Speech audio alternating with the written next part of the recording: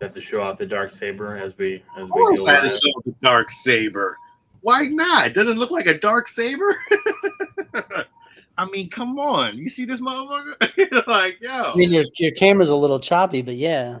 is it? Yeah, yeah. I think it might be because of the light. I don't know. Maybe because of the light. Yeah. That thing looks fucking awesome. Yo, that shit look awesome, don't it? With that black in the middle like that. Oof. Yo, this shit look like a real fucking dark saber. Yo, this thing is amazing. That thing looks tough. Yeah. So, welcome to the Geeks, episode 13. This is Will. This is Steve keeping it green. Welcome to Mandalore, motherfucker.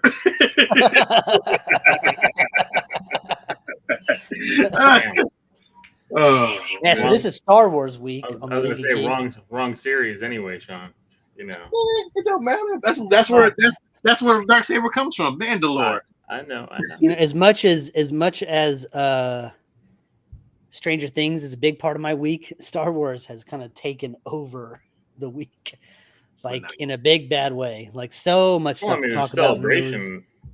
Celebration's going on right now, so. Yeah, but they ain't got shit at Celebration now. I was like, oh shit, like you know what I mean, like Kasny Andor. You know what? I only watched that trailer without sound. I don't even know. Like we're gonna have to watch it on the show. We'll figure it out. But I will tell you this: that Willow trailer got my fucking blood pumping. I was like, I want this. They had the fucking music. Oh, so good. Can't wait for that shit. It was cool. We got released a photo of Indy 5, and Harrison Ford showed up at Celebration. We got a photo of a shadow with an orange light in the background. That ain't shit. It's Indy. It's Indy. And I wasn't a big fan of the last one, so I don't think anybody. Wait. No, nobody. I don't think anybody was, but everybody still is looking forward to Indy 5. Yeah, of course, man. It's fucking Indiana Jones. Well, and it's James Mangold. He directed Logan. You know, fucking. That might be nice. Might be a real legit. You know what I'm saying? Like a black and white version of. They gave fucking Hugh the great send off that James Mangold did. Maybe they can give Harrison that same thing. Yeah, little girl puts a little fucking X cross up at the end. Never. Those are movies you just can't reboot, man. You don't reboot Indiana Jones classic. No, I mean that's why they keep trying to start. Similar. Well, they wanted LaBeouf. They wanted LaBeouf to take over the mantle in the last. And that clearly did not work. And they were like, "Well, he Tarzan yelled while over the top of dinosaurs, so we're not going to do this anymore. We're good." No. Yeah. So, what's up, James? Hey, James. What's good? For the first time in a long time, we're not late and wrong. We're early and ready.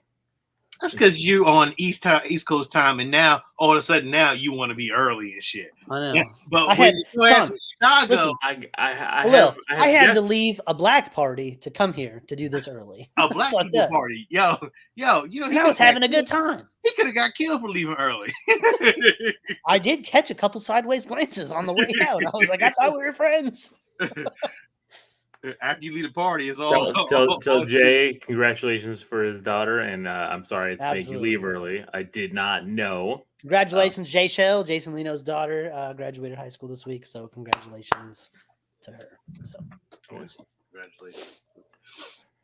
So I mean, I didn't really do anything this week except for Stranger Things, Kenobi, and the trailers we're going to talk about. You didn't do anything this week, but before Thursday night, right? Well, exactly. Like before Thursday night, no, because we were cleaning and getting everything ready for the house because my in-laws are here visiting. I mean, every 20 seconds you're talking about you and Disney, so I haven't gone in like 2 weeks. Well, no. You said you were. I was there Wednesday. I was there not Wednesday. I was there Sunday. You're there every goddamn day, bro. I was there Sunday. I'm sorry. I was there Sunday. I forgot. You fucking woke my ass up on Sunday morning talking about I'm at the park. I'm like, shut the fuck up. I'm still in bed. Well, because Sean said something. I forgot what he texted. And then I'm like, oh, I'm at the park. I did say something. I don't remember what I said. I know. Rachel fucking elbowed me. She's like, who is that? I'm like, who the fuck do you think? Those idiots on the East Coast. It's noon for them. I don't know. Oh, man. Oh, it was the Blue Beetle. No, that's right. It was the Blue Beetle photo. No, that was no, because he sent that shit when I was at work. That's okay. I can't remember now. It wasn't Gorr then that was the regular. That was the that's fight a whole for the new week. conversation for us too. As Yeah, well. it That's will a be. whole bunch It will of be. bullshit, is what that is. What's up, Gregory? He says Obi-Wan already a hero. Well, we'll get there. We'll get there. Yep. Yeah. So that's me. Nothing. I started watching a show on Amazon called The Wilds. There's 2 seasons out. I watched the first 3 episodes. Really good so far. They do a lot of time jumping.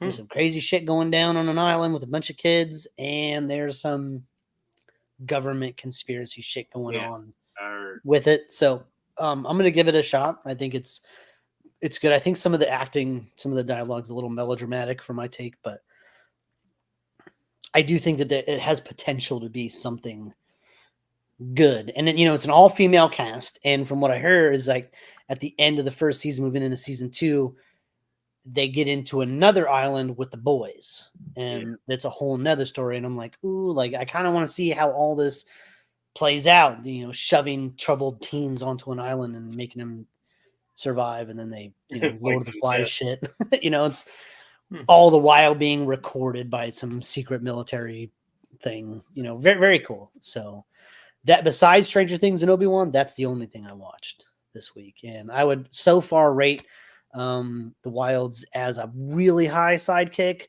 I'm not sure. It all kind of depends on how it plays out, but right now I'm intrigued. So. Okay. What about you, Sean? We on the City, still watching that. I haven't watched. I'm all in on that. So I think it's the last episode, 2 episodes left. I'm gonna finish it when it all drops. I'm gonna catch up. What's up, Martin? What's up, Martin? Nothing else. I mean, we're gonna dip into everything else. So I might as well talk about my toy box shit now. No, hold on. Martin had a question for us that he posted on the thing. I don't think that was Martin. Was it not Martin? Oh, it was Fernando. Yeah. It was Fernando. The breakfast food. So Fernando Rivera posted a thing, Sean, and he wanted to get our take on it. We already had a breakfast cereal conversation. No. Well, but cereal, he had to get rid of one. The one of those things where you have to get rid of one. I believe it was pancakes, waffles, French toast, and cinnamon rolls. So if you had to get rid of a cinnamon roll, French toast, pancakes, or I'd get rid of cinnamon rolls in a heartbeat. What roll is a cinnamon roll going to do? You can't. You know what I could do? Eat a cinnamon roll for breakfast anyway. Listen, if I wanted a cinnamon roll and I got rid of cinnamon rolls, I could just add icing and cinnamon to a fucking pancake. Now I got me a cinnamon roll. Okay, let me tell y'all. You can't add fucking fruit syrup or maple syrup to a cinnamon roll. Then it becomes disgusting. Let me tell you a story though, Steve. All right. So when I was a young lad in the hood, you called yourself a young lad in the hood? Young lad. What's up, Carlos? There used to be this corner store where they made breakfast food, and James, you're tripping. French toast is delicious. For some reason, in the morning, they always had these cinnamon buns. So what they would do, this shit was killer. They took the cinnamon bun, cut it in half, put butter on it, and put it on the stove and fried that bitch. They took that bitch, every morning, me and my brother was go walking to school. We walk to school and we get that cinnamon bun. That cinnamon bun was the truth, man. I ain't never had a cinnamon bun like that ever again. Huh? That shit was on fire, wasn't it? Yo, Steve, I ain't never had a cinnamon bun like that ever again, man. God damn, with the melted butter on the side, you get that crisp. That bitch.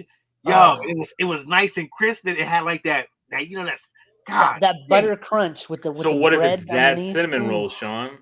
If it's that cinnamon roll. When I was a young lad and I wasn't making my breakfast. Sean has never been referred to as a lad before in his entire life. Ridiculous. So now I'm a grown adult. So now, it's I could do it without the cinnamon bun. I don't eat cinnamon buns. It's too much sugar. Eggs That icing fucking with my kills eggs me. and bacon and shit like that. I take a bite out of that icing. My teeth start to hurt. I start to shake a bit. I'm like, you start going to shock and shit. You get a diabetic shock. Your foot falls off. You're like, what happened? I've been awake for 30 minutes and there's so much sugar in my body. It's hard to eat donuts. Because I think I almost went into a fucking shock because I had a fucking 12 12 box of fucking Krispy Kreme, I should not have ate a lot of those Krispy Kremes because how many did you eat? You're not only supposed to eat 1 or 2. Well, I was eating 2 probably a day or something like that. I think maybe the shock over the week just kind of just caught up with me. I started to go outside. I was like, and those Krispy Kremes. I swear, like Sean, it was like a year ago this time. You were on this crazy like vegan diet, crazy, and now you was like, fuck. Now you got a dozen keto donut, not keto, Krispy Kreme donuts yourself. I was gonna say, like, I actually had today, like at the farmers market. We took my in-laws to. There was like a local farmers market, and they had some like people who made like keto, almond flour, maple, like no sugar donuts, and it was actually really good. It was the first time I've had a donut in 2.5 years, but it's not like it wasn't a real donut. I mean, it was almond. It had all the taste and the flavor.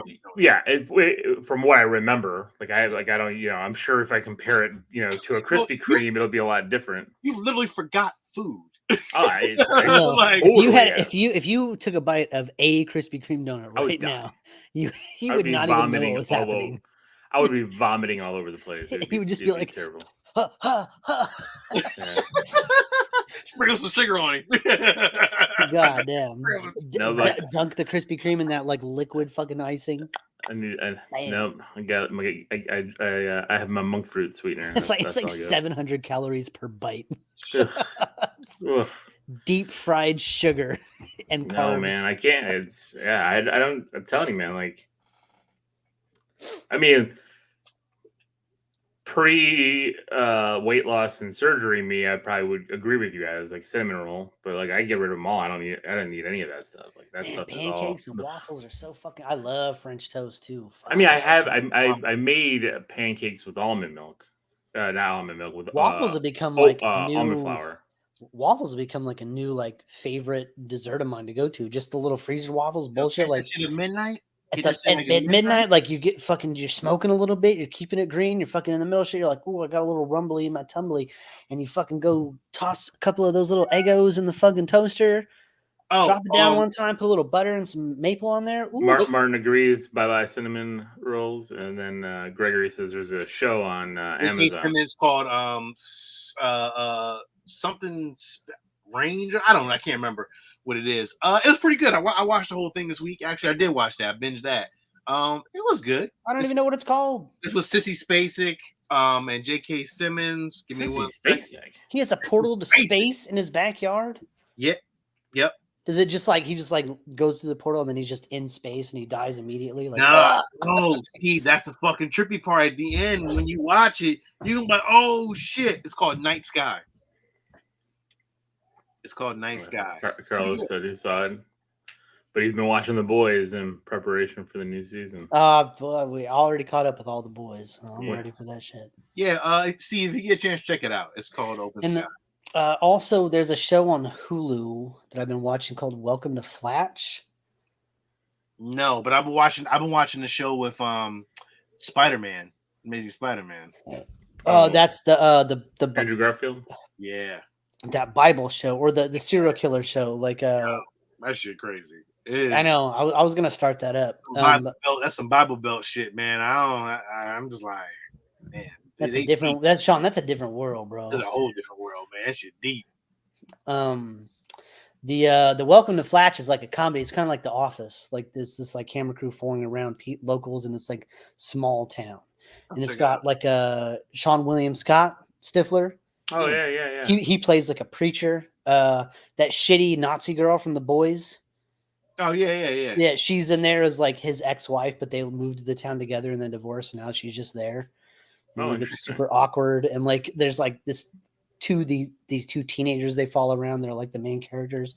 They're super funny. It's a good show. It's a good Office style comedy if you're just looking for something to watch. So Welcome to Flatch. It's on Hulu. I think there's 1 or 2 more episodes before the season's over, but there's 12 episodes available now. So, I'll just talk about Toy Box because we gotta do the reviews.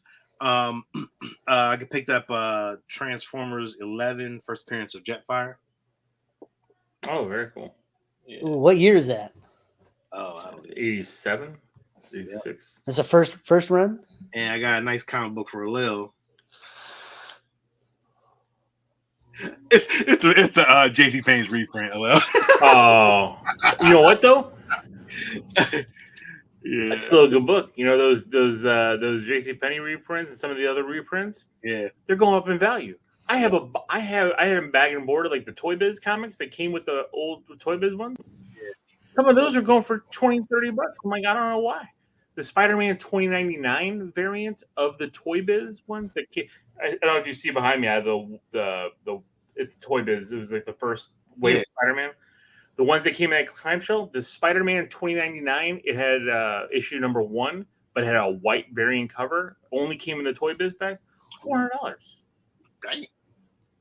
You know how many times I've had that in my hands because it was $25, and I'm like, I don't need this. It's Toy Biz. And then I found out that the books, and I'm like, man. Just never know, huh? I don't know what issue this is, but I picked it up anyway. I was like, I it says 5. It says 5, but it is 5 because it's the king size special. It's annual number 5. Yeah. So it's an annual number 5, so that's why. Yeah, but nice pickup though. It is. Couldn't pass it up. You know what I mean? I was like, oh, I like the cover, man. Yeah. Fucking nice cover, man. A little great condition, like literally. Nice colorway. I like the yellow in the background. Makes everything else pop. It's very good. Pick it up, man. I'm trying to get a lot of Amazing Spider-Man issues, like older issues, just because, man, they're just there.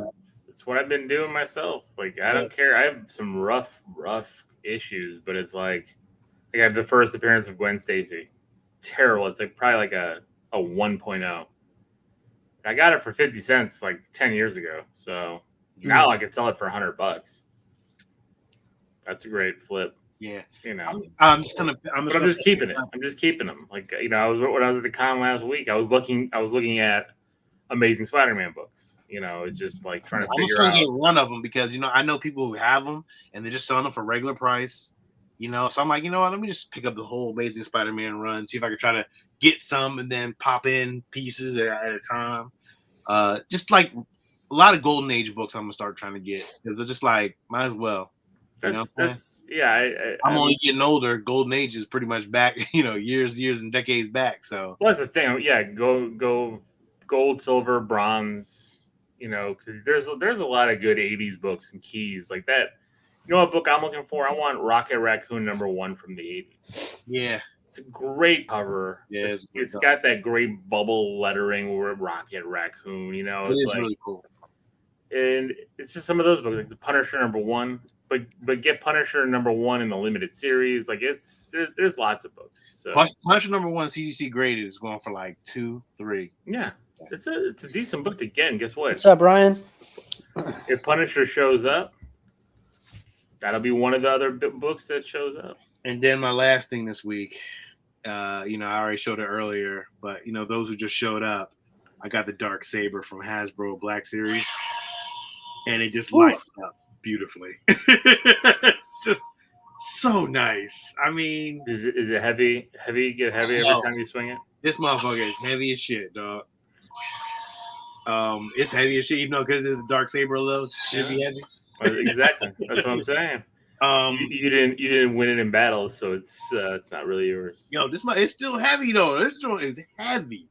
Like if I hit somebody over the head, they would probably bleed out really bad. Like they get hit with a roller skate in the face. Yeah. Oh my god. Talk about that one. Yo, but it's dope, man. Definitely a nice piece to have. Part of my hilt collection back here. Trying to build up. The blade comes out. Oh yeah, the blade definitely comes out. You can sit it by itself, but it's the Dark Saber. You kind of don't want to. I know. But if you're putting in with your hilt collection, I know it just sits up by itself. It looks nice though. So definitely, I'm glad I got it. I had pre-ordered it originally when it first came out, but I kind of stopped the pre-order because I didn't know how it was going to be. And then seeing a review on it, I was like, yo, I need that. So. James wants to know if the Marvel 2-pack action figures, the 3 3/4-inch ones that they used to sell with, it was a 2-pack, and then they would have a comic. They probably are if they're on card, completely sealed. Some of them are worth quite a bit. They had Star Wars ones, and those Star Wars books, because those were Dark Horse books, are actually worth, I mean, 20. 20, 30. I think the 301 I have, I think I've seen that for 25. there was a Fantastic Four #1 reprint that I had that didn't cut. It came in the Marvel Legends diorama set that I had, and I didn't realize somebody at the con was selling it for $50, but I looked it up on Key Collector. It was going for like 25, 30. I mean, so there's some value there. I mean, people want those because. Oh shit! I forgot I got some tapes. Damn. Hold on. Before you get into the tapes, let me just intercut real quick here because I only have one thing for the toy box and it's kind of shitty. But I got this. Oh, we got that too. We the kids ate that the other night. I got the Surfer Boy pizza from Stranger Things. Oh shit! Where'd you get it from? We had it at Walmart. But let me tell you something. Like as far as frozen pizza goes, the kids said they enjoyed it. Not fucking bad. It wasn't fucking bad. Crispy bottom, nice thick crust. The toppings are all right. Like it was good. Not enough cheese. Needed more cheese. I think that's a big problem with frozen pizzas. But like it has this cool weird awkward mic on the background. We have Steve on the back of ours. Got those little cutout glasses you can pull cut out. But like I just thought it was a cool box, and it's Stranger Things related. After like the pizza's out, like I take that motherfucker back up. Like I'm just gonna put this on my 80 shelf. Boom! Like it's a really cool box. Surfer Boys Pizza from Stranger Things season 4. Very very cool. Yeah, and tasty. So it wasn't bad. I mean, I didn't eat it. The kids said it wasn't bad. I found a couple of tapes at the farmer's market. A couple of tapes that I actually really wanted. I wanted this old Little Shop of Horror. Oh yeah, Little Shop. I got that one. I don't know if I have that cover or not. I love this cover, man. I was like, oh, you don't have this cover? I don't know what cover I have. Let me just wheel myself back there and figure out which one I got. Hello, I mean, I love this movie. Oh yeah. The funny part is you go back and look at it. Yeah, but really, it's Taj, Martin and not Martin, but Gina and Pam. Oh, yeah, that's right. They're the sing. They sing in the background. Yeah. So that was great. Yes, you did get that one. So you do got it. I have that exact cover. Yeah, I have that exact one. So condition is really good. No, mine's in almost like pristine condition. It's like shiny still. I got the CBS Fox Empire Strikes Back. I love the fucking CBS Fox box, Sean. I do not have that for Empire. I don't have the Empire. No, I don't think I do have the Empire one for CBS Fox. Yeah, I want them all now, but they're starting to go up. That CBS Fox boxes are hard to come by. I know. I got it for $1, Steve. Fuck yeah, that's the way to do it. That's why we do the VHS game. You found an anime on the low. I don't watch VHS anime, but I found an anime, Blue Sea 9. Never even heard of it. I'm be honest with Steve. The thing that fucked me up is the fucking cassette tape is fucking white. I was like, it's Hollywood Video Sticker. Hey, that adds to the value for me. It's not round either, so that's a shitty guy that rented it. Yeah. Speaking of VHS, did you guys have a family video? Yeah, like everybody had a family video. Yeah. I'm just saying, like, I liked seeing that in Stranger Things. Oh shit, it was. Yeah, it was nostalgic. And family video. I got sealed League of Extraordinary Gentlemen. I don't have that, but I don't really want it. I love this movie. Get it graded and flip it right away. I love this movie. Sean, that movie is terrible. Fuck you. No, it's a bad film. No, it's not. I like it. I don't care. It is my guilty pleasure. With you, Steve. I didn't care for it at all. It's really not. It is my guilty pleasure. It's not well made. The CGI is terrible. I mean, but it was like from the 90s. I mean, I wasn't expecting it to be fucking. It was not from the 90s. Yeah, it was. It was like 90s, 2000, maybe. Bro, hold on. I think it was like 2004. Maybe 2004. I can't see. 2003. Close. All right. I mean, come on, man. Damn, what you think we was getting? We ain't getting a level of shit now. It was fucking. I mean, I would like to see the remake of it. I mean, I think they could do some cool things with it. I liked. Well, it's been greenlit, so. I liked when there was the one scene where they were like in like the Nautilus. Like the conference room in the Nautilus, and they had like the pictures of the other leagues of extraordinary gentlemen. Yeah. And there was one picture I saw, and like somebody I saw online like did a deep dive, and he was like, in this picture we see like whatever. There was a bunch of people, but he named off. He was like, "This is the motherfucker from Last of the Mohicans. That's Daniel Day-Lewis from Last of the Mohicans, and this motherfucker is the Scarecrow from The Wizard of Oz." I was like, "Son of a fucking bitch! I want that League of Extraordinary Gentlemen right now. I want to see that shit." If they could do it right, I mean, now I think you just get a better version of it. But I would love to see it again, man. I like the characters of. I like the Tom Sawyer being brought. I love that. I love that shit. I love fucking the vampire chick. I love fucking Dr. Jekyll and Mr. Hyde. I actually didn't mind. The movie is fucking all right. It's not a bad movie. Dr. Jekyll and Mr. Hyde were all right, but that weird other red guy that they fought with the tiny head was just. I mean, that was weird, but there was like an end, like a boss monster at the end. Like, you know, like it's watching like Resident Evil. Hey, fucking Sean Connery's car though.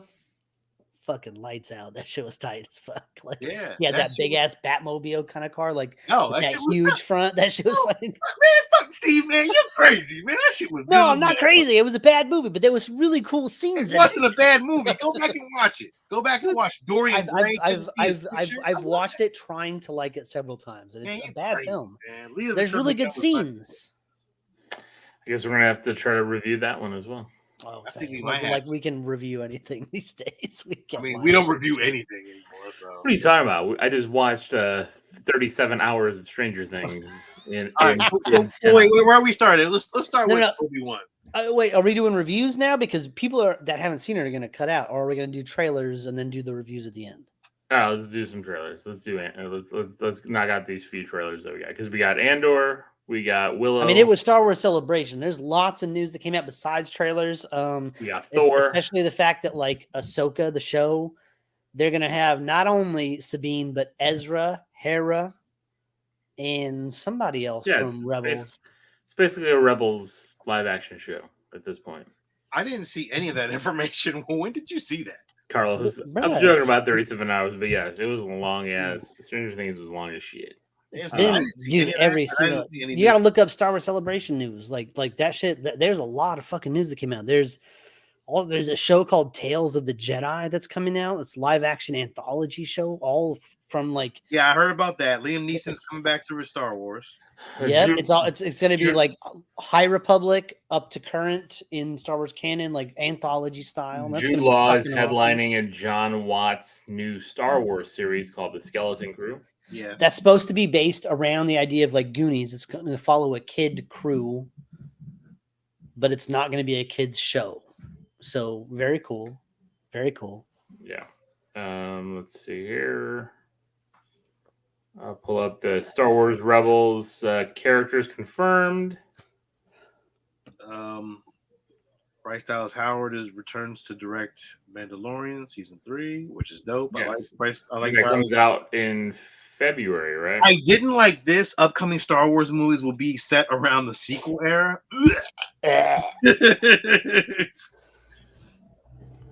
I'm telling you, I want all of that shit to be like an alternate reality. They're gonna work. They're gonna work to fix it. They are gonna work. And what's gonna happen is 15, 20 years from now, just like with the prequels. Just like the prequels, because I have a new appreciation. They're going to have all the, especially after watching the first 2 episodes of Kenobi, you're going to see all this stuff build in that's gonna mesh in and kind of tie in and expand everything that happened. And it's going to make, the people that was their first Star Wars, they're going to love it.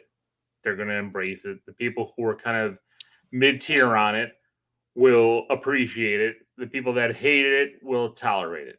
You know, it's just that's just what's going to happen. As they give us more Mando, as they build on the lore, they give us more, things happening. I think we're just going to see more and more of it. Did you guys see the Mandalorian teaser that was only shot with a cell phone?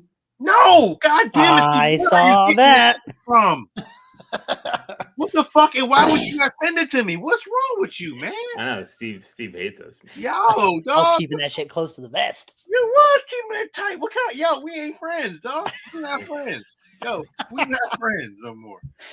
I thought you were on this shit. I always share shit with you, no matter. Even if you know what, John? Honestly, like all the Star Wars shit I thought of. When every time I saw it, I was like, Sean didn't tell me this. Fuck him.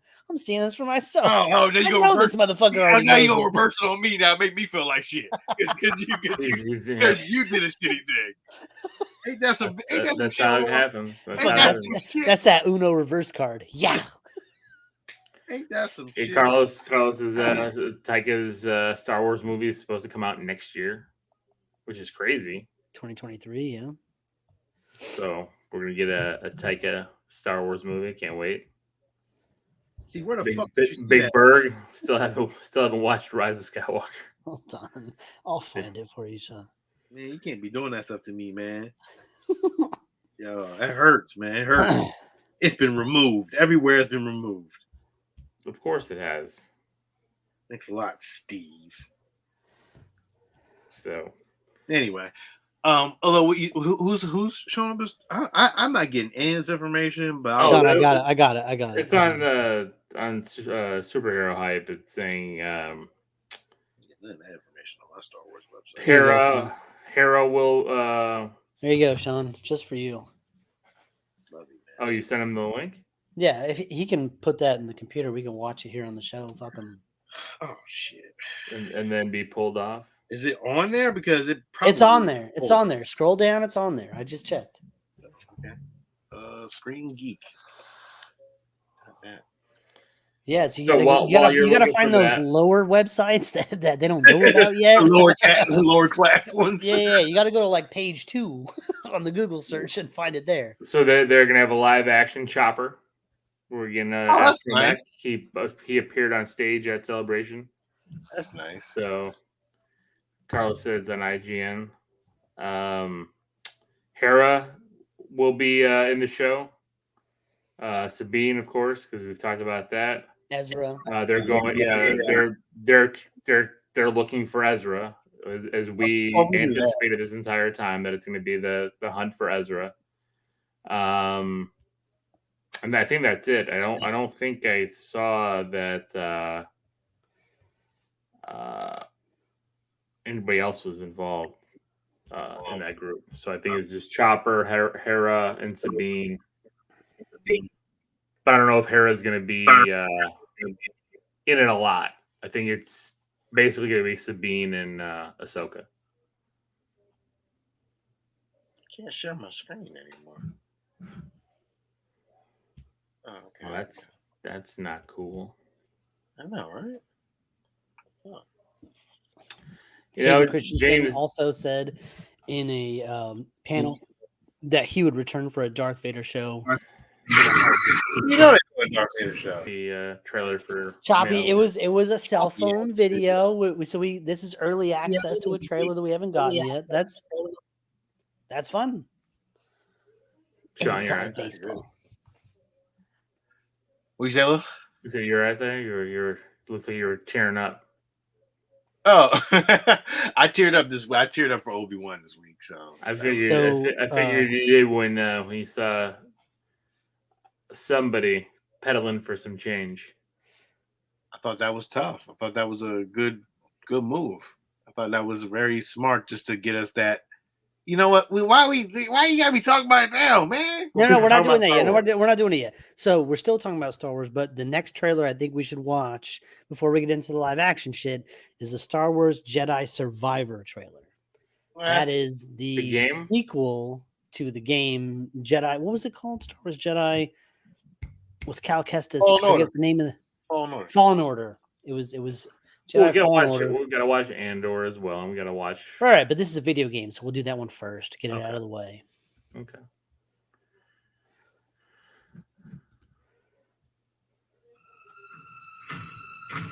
You gotta share your screen, son. Just realized that.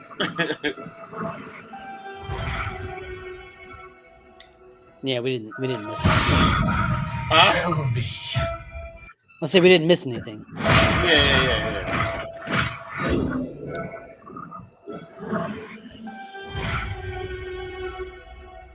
Did you guys beat the game? I never even got halfway through that game.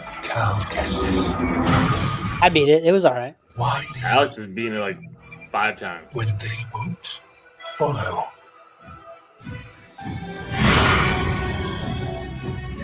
Why fight?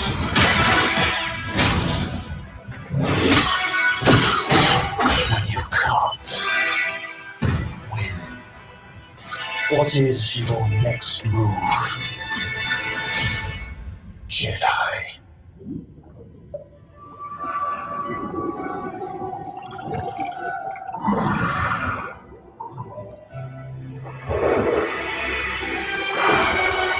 Like, who is that? That's my question. Who the fuck is that?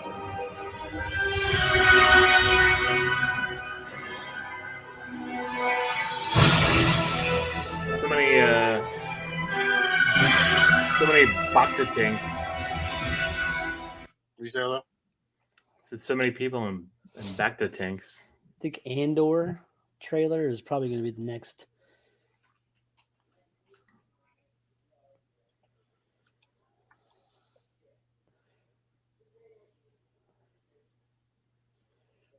I didn't watch this with sound, so I have no idea.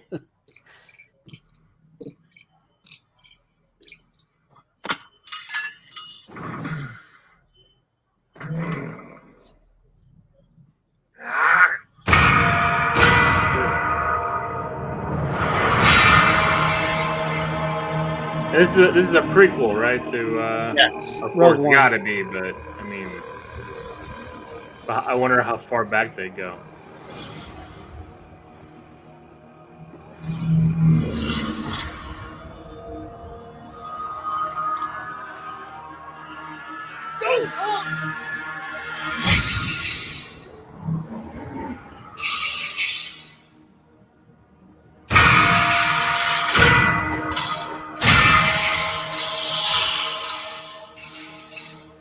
They're so proud of themselves, so fat and satisfied. We're going back to the start of the rebellion. They're everywhere. They're watching me now.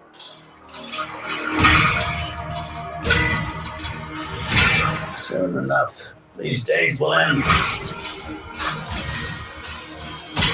There will be no rules going forward.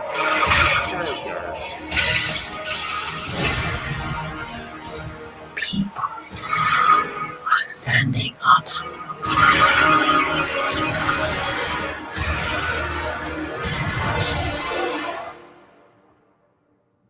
That's what a reckoning sounds like.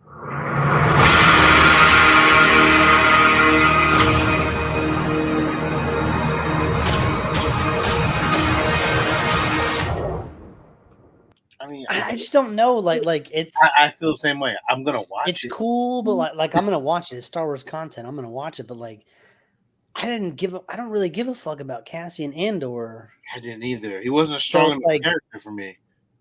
It's like, I mean, yeah, it's probably gonna have good content. I like that Mon Mothra's in there, and there's probably gonna be some other cameos that we can latch onto that are gonna be really nice. But I mean, to give Cassian Andor his own show. I agree. I'm like, God damn, like before Darth Vader, before Luke Skywalker, Cassian Andor it's his own show because it's going to be the start of the rebellion, right? So it's going to be that other piece of the puzzle as we keep leading into. So it'll be, like we said, like you finish episode 3, right? And then you got the gap. Then now we've got Obi-Wan. Then you've got Rogue One. So this is throw in Rebels in the middle there. So there's still a gap between Clone Wars and Rebels, right? You actually, and a little I would love to see is Kanan or Hera in these, and then that even makes the pot better because now you just think you content. I think there's a good chance. I think there's a good chance Hera could show up. I think Kanan can show up because Kanan is still alive at this point, and early in, and him and Hera may have not met yet. So I know when I audiobooked the story between Kanan and Hera, they both met on like mines. It was really, really good story though. Definitely worth checking out if you get a chance on audiobook. Oh.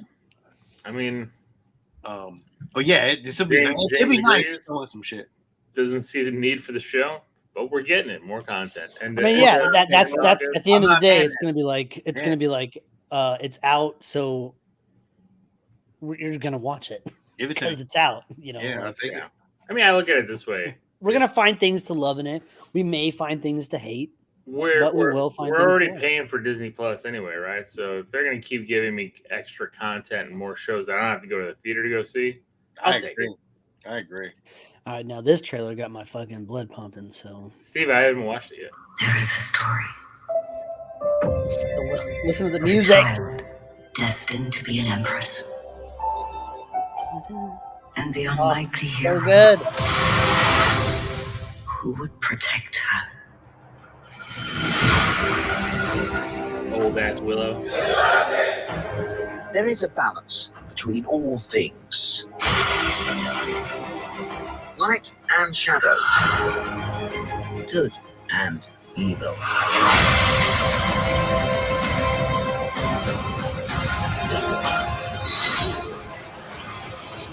When that balance is upset,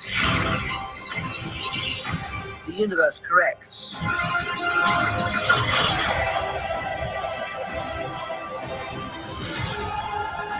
Hey, is that Flash? The world needs you again. It needs your magic.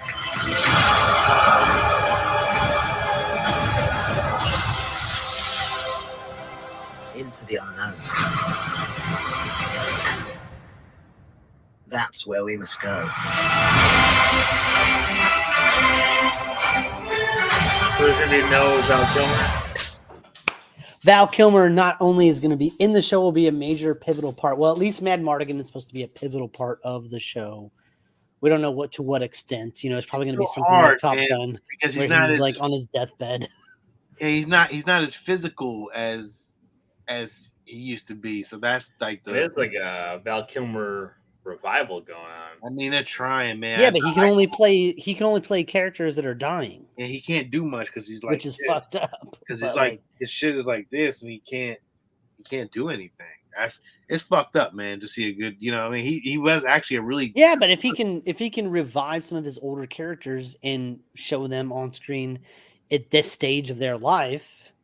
Give that one last closure to the story of those characters. He's got the tracheotomy. He can do the whole fucking back. You know, he could call Willow a peck real quick, and then now all we need is a real genius. No, we don't need that. But I just gotta say, I'm happy where that is, Lil. That's still a part of that's one of my favorite movies of all time. I'm not gonna hold you. I leave it alone. Huh? I said, but leave it alone. Leave it where it is. Leave it where it is. But this Willow trailer, I think that it looks like it's high fantasy. You know, it looks like Lord of the Rings style shit. They got like little Easter eggs in there. They had the mask of that one motherfucker that was the bad guy with the skull mask. You know, they had him in there. Crazy monsters, sword fighting, magic. I mean, it just looks great. And the music, I love the fucking music of Willow. Like da da da da da da da da da da.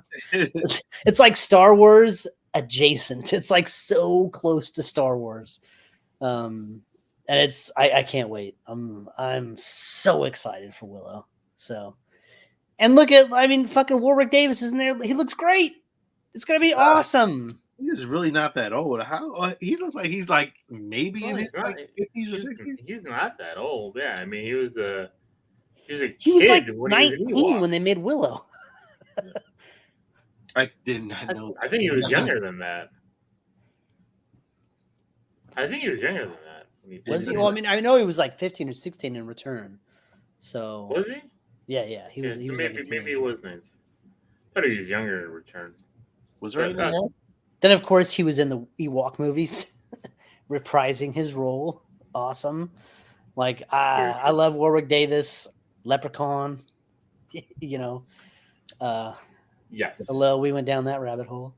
We did. 31 days. Which Leprechaun, the first Leprechaun, is like my oldest daughter's favorite horror movie. She wants to watch it all the time. It's so good. So let's watch Leprechaun again. I'm like, no. It's easy. It goes down smooth a little. It is. Do you want to watch Captain America's new movie, The Gray Man? That's coming out. That's. I didn't see that trailer. Right? I didn't watch that. I don't know what that's all about. You ever confuse Henry Cavill's manly mustache with Chris Evans' pedophile mustache? I agree. Right, we're not doing that. I agree. We're not doing that. Chris Evans needs to either have a full beard or shave that bullshit off because he looks like someone that belongs on Super Troopers with that bullshit. Okay? That shit looks ridiculous. He is not a mustache man. I'm gonna put that right out there. But the action in that trailer looks great. Did we great. I have no idea what the movie's about, but it looks great. Didn't we get a new Miss Marvel trailer? I swear I thought we did, but maybe we didn't. We did not. We got a new Thor trailer. We did. Although also I heard Kristen Ritter's coming back as Jessica Jones. We talked about that last week. Did we? I was in and out, remember? That's right, yeah. Her and Luke Cage were in a little photo op together. Right, let's look at this mess. How is it a mess? You guys are ridiculous. Mess. Not a mess at all. Some nonsense. Kids, get the popcorn now. Let me tell you the story of the space Viking, Thor Odinson. He was no ordinary man. He was a god. After saving planet Earth for the 500th time, Thor set off on a new journey. Will he go in shape? He went from dad bod to god bod. And after all that, he reclaimed his title as the one and only Thor. Oh, spoke too soon. Jane?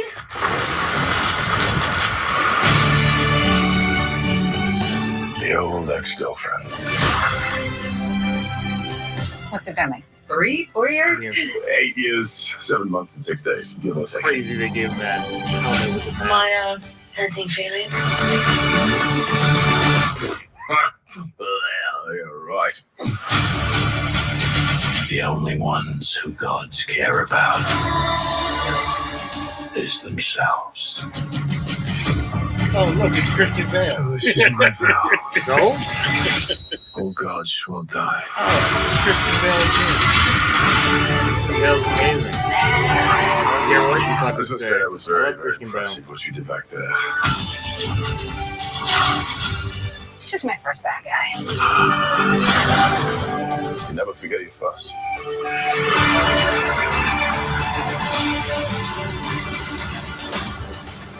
You are unlike the other gods of Kill. You have something worth fighting for.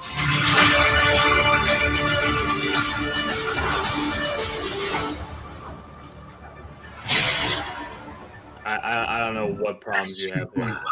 I take off your disguise. And oh, Flick too hard, damn it! Should we help them? Yeah, eventually. Great.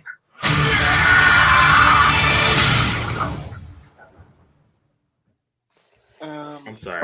Our problems are simple, Lil. Christian Bale looks terrible as Gorr. I don't He think looks so like at all. Christian Bale. Garbage. Okay, you both are wrong, and Yeah, I've we're already. No. No, Right. because I'm telling you right now. You have your opinion. No, The internet has agreed my with that. opinion is not. It's fact. Your opinion Both is are wrong. Is it Marvel fact? You can't didn't do make the anything right movie, or so- anything wrong, Number so- one, Gorr, as you've seen already in this trailer, evolves his look. So he's gonna look more like a sad, sick Christian Bale than like Gorr, the That's comic book He's character. not looking more like a monster. How did he not in that one where he's come out of the shadows? Look, that was just a Gorr visual. has like he long had fucking Demogorgon claws and like no fucking. Yeah, Oh, really? come on, You've read the Gorr issues, or you've just seen screen caps from Facebook? Because I have the issues.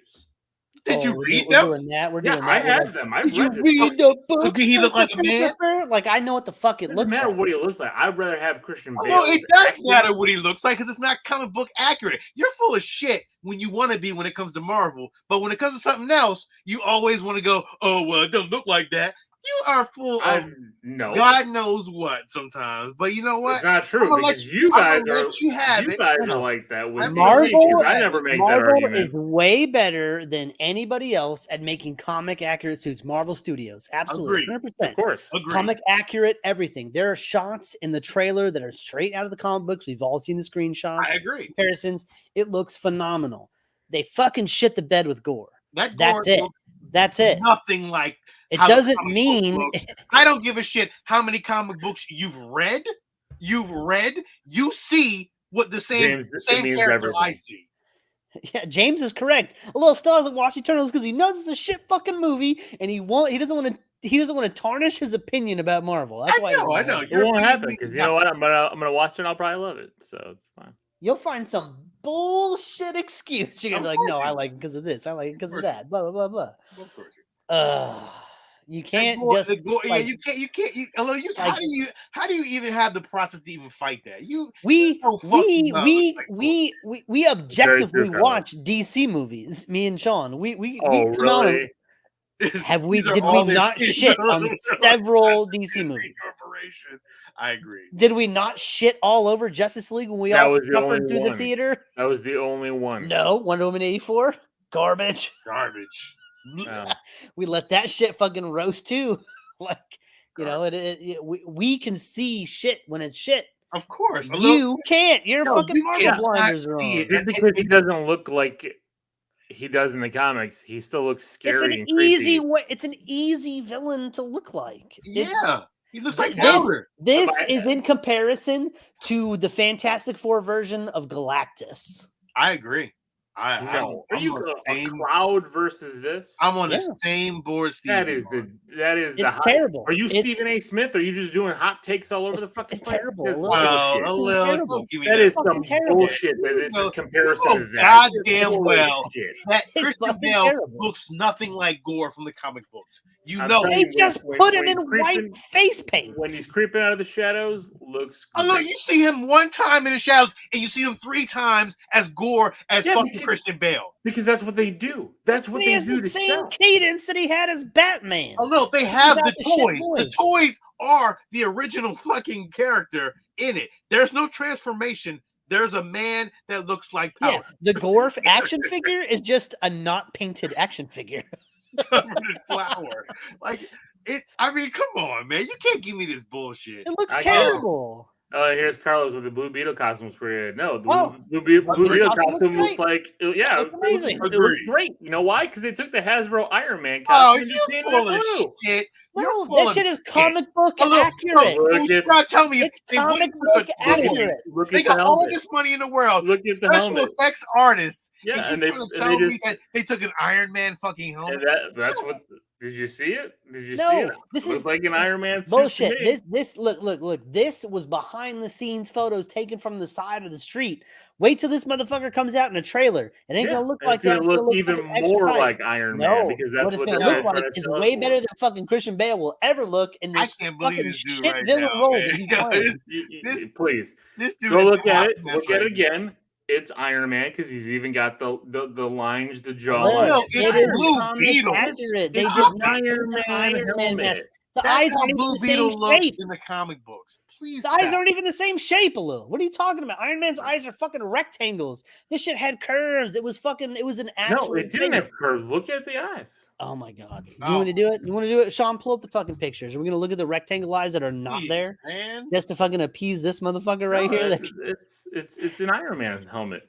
We know it is. You guys, you're fighting it to be spiteful. I know what you're doing it for. You son of a bitch. It's okay though.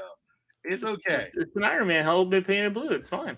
I mean, it looks great. You've been salty all fucking week in the text feed and everything. As soon as me and Sean were like, I don't like Christian Bale, you were like, it's on. you fucking planted your fucking flag and you were standing by it. And it sucks. You have to agree that Christian Bale looks just like Christian Bale, covered in flour, like Canella said. Come on. So, look, where's those squares at? I mean, it looks fine to me. It looks like the Blue Beetle costume. His eyes are those rectangle eyes? No, they're not rectangle. No, they're not rectangle eyes. They're fucking circle like a fucking. You want to pull up fucking Iron Man and see the difference between the two? It is comic. It's an Iron Man. You could see everything. It's an Iron Man. Look at that thing, man. That thing is great. That's actually tough. That shit is tough as shit. The Iron Man helmet. This shit looks great. Iron Man wishes he looked as good as Blue Beetle. Oh, please. Please. Iron Man wishes he had that Blue Beetle fucking swag. Let me tell you. You know what? Fernando? I agree. I know who don't got no swag. This motherfucker right here. He looks like a fucking junkie. What is that? What is that? That fool's got fucking meth teeth. Yo, Stranger Things had a better villain. Agreed. Come on, dog. Come on. Stop it. Stop. Ian, you gonna vouch for it. You should I am. I'm okay with it. You should be ashamed. He doesn't even have a black cloak. He just looks like a white supremacist. He's a fucking MAGA. Look at him. Yeah. Oh, it is so bad. You're gonna plant your flag with this guy with his fucking My Chemical Romance fingers? Because again, he's got the Necro sword. He's going to continue to evolve as he uses the sword. He's going to get darker and darker. He ain't gonna look like that motherfucker. Not at the end. All right, we'll see. I mean, you know what, Sean? Sean, I will say, Sean, if he does like evolve and turn into that shit, that'd be tough. That shit's gonna be fucking. That shit's gonna be amazing. It'd be tough. Like I will walk back. I will walk back everything I'm saying right now if he evolves into that. I mean, because you could already see that he does evolve. Look at the one photo right there where he's moving the hood.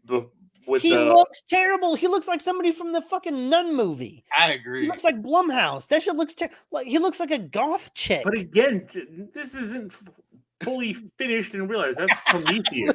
Prometheus. Get out of here. That shit looks more like James. You're right. He doesn't have the kind of he's not. He looks more like Gorr too. I'm gonna stop sharing your screen now. Oh, you little punk! You're something else. Get out of here. As soon as we start shitting on his boss, he starts freaking out. Because we showed the Reaper from Bill and Ted's Excellent Adventure. Get out of here. Son of a Lil's got to cash them checks. That's all. That's all. Oh man, not true at all. You're right. He doesn't have the vegetables or nothing, man. He can at least give him. You know what it is? A little. I'm telling you, is Christian Bale. He was. I'm 100% sure he was like, I don't want any makeup. Well, that's the thing. And that's it's not that I don't want any makeup. It's I don't want any CG. But that's the Christian Bale shit with the Batman shit too. Like those are great movies. He was a terrible Batman. In my opinion, he was not a good Batman. He had the worst Batman voice. He had a weird suit, and his Bruce Wayne was just like they were great movies, but he was never the focus of those movies. It was always the focus. Tell me what she is. Swear to me. Like, get the fuck out of here. Garbage. Yeah, Tim the Tool Man Taylor. Get out of here. Again, a little me and Steve shitting on DC. Who are you? I'm Batman. You can't talk like that for a long time. It's bad for you. I like the first two of those movies.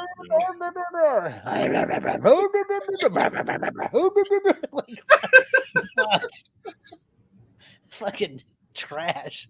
This was in here doing the same fucking shit. You're not like any of the other gods I've ever faced. Like, stop trying to fake your fucking American accent. You're a fucking alien god killer. Like, why are you trying to be American? Just talk normal. I mean, and we also got a statue in this of the Watcher, the Living Tribunal. Like, there's so much in this. There's nothing wrong with the Thor movie. Oh no, I'm super excited about the Thor movie. I'm ready. No juice. I don't care. I think he sucks, but everything else is great. Everything else looks really good. Like I get it. I like they finally put Thor in the fucking helmet with the wings. Finally, I loved that helmet design from the first movie that they showed him in for 2 seconds. 2 seconds at most.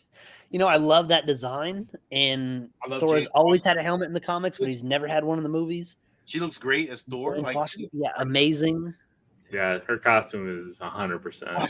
A little like On point. That shit is. That's what I'm saying. Like, why do so good everywhere else, but here? Because it's Christian Bale, and he is an actor. And he wants to portray that role as an actor. You know I'm right. You know I'm right. That's how he is, man. No, I believe everyone's that still giving could a be little shit some about Eternals. I believe that could be some truth to that. I believe that there could be some truth to that. That when they were negotiating, he's like, I want to have it more practical effects. I want to do CG, and when they were doing that, rather than remove the nose, because but why don't they just show him fucking Harry Potter and be like, look what Ralph Fiennes did, fucking awesome, do that. It's not. I'm telling you, Christian Bale because sometimes they don't want to mimic that. They've already, No, I want them to mimic that. I want to see that shit. I'm telling you, he wanted that. No fucking CGI. I want to be me, and that's how I'm going to do it because that's how I think God. I'm telling you, it was all in his fucking contract. Like no CGI. I'm gonna act my way around the visuals of the character, like of course. Because although nobody cares, it's a Marvel movie. I just want to see. I just want to see the page on screen. That's what I want to see. That's what everybody that goes to Marvel movies wants to see. They want to see the page on screen. You don't pay Christian Bale millions of money to be in a CG suit, and Christian Bale doesn't do shit like that, as you can see. You see his line of work. Like you get the motherfucker that played Squidward in the fucking Avengers movies. Get that fool. Put him back in there. But that I'm pretty sure Disney was like, well, it's Christian Bale. And he wants to do it. It's like Brad Pitt. It's like George Clooney. It's like Robert Redford. Like this is what you gonna get. And that's what it is. Really weird enough. Like if you get Denzel Washington, they didn't play roles. They didn't play roles. But if he plays, non-nosed aliens. But if he plays the role great and it comes great with the story, and he is terrifying, he will act his ass off. That's what I'm saying. Like so, in my view on it, if he's acting great and it goes great with the story, and we get some great visuals, we get some great battles. Am I going to care that I see Christian Bale's nose at the end of the day? We probably won't because we know that this motherfucker is going to bring his A game.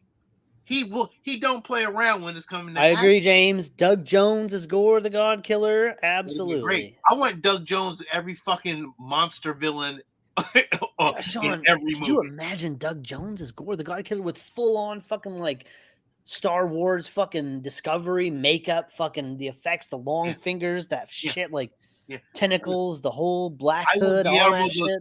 I want Guillermo del Toro to do a Star Wars or a Marvel movie. Listen, at the end of the day, Thor: Love and Thunder is probably going to be a superhero. We're probably all going to love it. We're probably going to talk about how Christian Bale was a great villain. Although you're right, I do not have a history with Gorr the God Killer. I didn't even know who it was when they fucking cast Christian Bale as this guy. I was like, I'm not gonna use that excuse for a little. I do, motherfucker. I didn't know, but I do see what he looks like on the page. I do see what he looks like on the page, and I see what they're doing in the movies, and I'm like, you're lacking there. That is not. Marvel has set that bar. I didn't set that bar. True. Fuck no, I didn't set that fucking bar. Marvel did, and they're cruising underneath it with Gorr at this point for me. So, I think I understand. I understand a lot of times when it's not accurate. All they said, especially with like Thanos and all the other villains that we've gotten in all these movies. But Thanos didn't look exactly like he did in the comics. He fucking looked. He looked goddamn close. So well though. He looked goddamn close. We started with a Thanos looking comic book kind of thing going on, and then it evolved. It changed. So, but it was. We all knew that it was Thanos. I agree. If we didn't know, we wouldn't know who the fuck Gorr. We wouldn't care if we didn't see the pictures of it. Right. You're right. That motherfucker looked that's what I'm thinking. That's what I'm thinking. He looked like Silver Surfer, though. I'm just saying, but that's what I think. Like a lot of people aren't going to. At the end of the day, when we see this, if it plays out the way I hope it does, with how good his acting is and how good the story is, I don't think at the end of the day we're going to care. Just like when we watch, handful of other characters that don't really match how they look like in the cartoon or the comics. Well, I mean, we all loved the new Batman movie with Robert Pattinson. Those characters didn't look like they do in the comics, but we liked the movie. The movie was good. Yeah, and that's what I'm saying. Like, so I've come to not accept things from the DC universe. I mean, DC, like, don't get me wrong, my flag is still planted in DC territory, but fuck, it's hard to stand over there. My bar is set so low, it doesn't even matter. Yeah, I'm like, oh, it was a functional thing. Hero. Like, it wasn't shit. Great. 2 plus 2. 2 plus 2. Oh, that worked. Is that 4? That works. That is 2 plus 2 is 4. Okay, Batman was good. But you still haven't seen Peacemaker, which is one of the best DC properties. I want to. I know, and I do definitely want to. I forgot you didn't see that, man. Yeah, it came out at the wrong time. I just gotta get caught up. Like there's like 4 movies dropped on HBO. Like I gotta. John, it did come out when he was like moving to Florida. So I mean, I mean, but it's been forever. I know. It's been now. Like, what the fuck are we doing? 3 months, yes, I know. And you still haven't seen Eternals, which the listeners have let you know numerous times tonight. And Arcane. Let's just keep calling out everything else I haven't seen. Man, you are a terrible. I don't know what you are at this point. You're not even watching all the Marvel movies. Yeah, it's Marvel. It's It's on Disney Plus. Just go push play. Your effort is very lackluster. I don't like it. You know what, Sean? I think he's afraid to push play on Eternals. I'm actually not. I think he's afraid to push play on a lot of shit. I just don't understand it. I'm confused. I think you are, because you're gonna have to sit there and reckon with yourself when the credits start to roll and you're like, wow, because I've already there's been movies that I haven't been a fan of that have come out that even in the MCU. By Marvel? Yeah. Which ones? We've talked about them. I said I did not like the second Thor movie. I didn't. Man, that movie's fucking awesome. What are you talking about? Hello, I'm sorry. Fuck you. Of course, you guys would like that. Of course, I love you. By the Game of Thrones guy. I do love you, but Thor: The Dark World is my Thor: The Dark World. But again, I did not like anything with the villain. I thought that was all garbage. It looked great. I love those villains. Christopher Eccleston, the fucking Dark Elves. That shit was great. No, I didn't like any of them. Oh, it was good. They actually killed people. They do some dark shit in that. They have Loki playing as fucking Captain America. You have Chris Evans pretending to be Tom Hiddleston as Captain America. It's fantastic. And I hated the villains. Iron Man 2. I'm not a big fan of Iron Man 2. Iron Man 2. The only scene I like is the Monaco scene. I like Whiplash. Oh my god, Mickey Rourke. Sean, I'm gonna have to agree with a little there. Whiplash is fucking good. I like Justin Hammer. I thought he was fun, I just wish they can go back to that movie and like re-edit it, just cut out every scene that Mickey Rourke is in. All that shit. I would the bird and I would rather have exactly. My bird. I need my bird. Like, shut up. This is garbage. It's true. It was really bad. It was so bad. I don't know about that. I don't remember all that.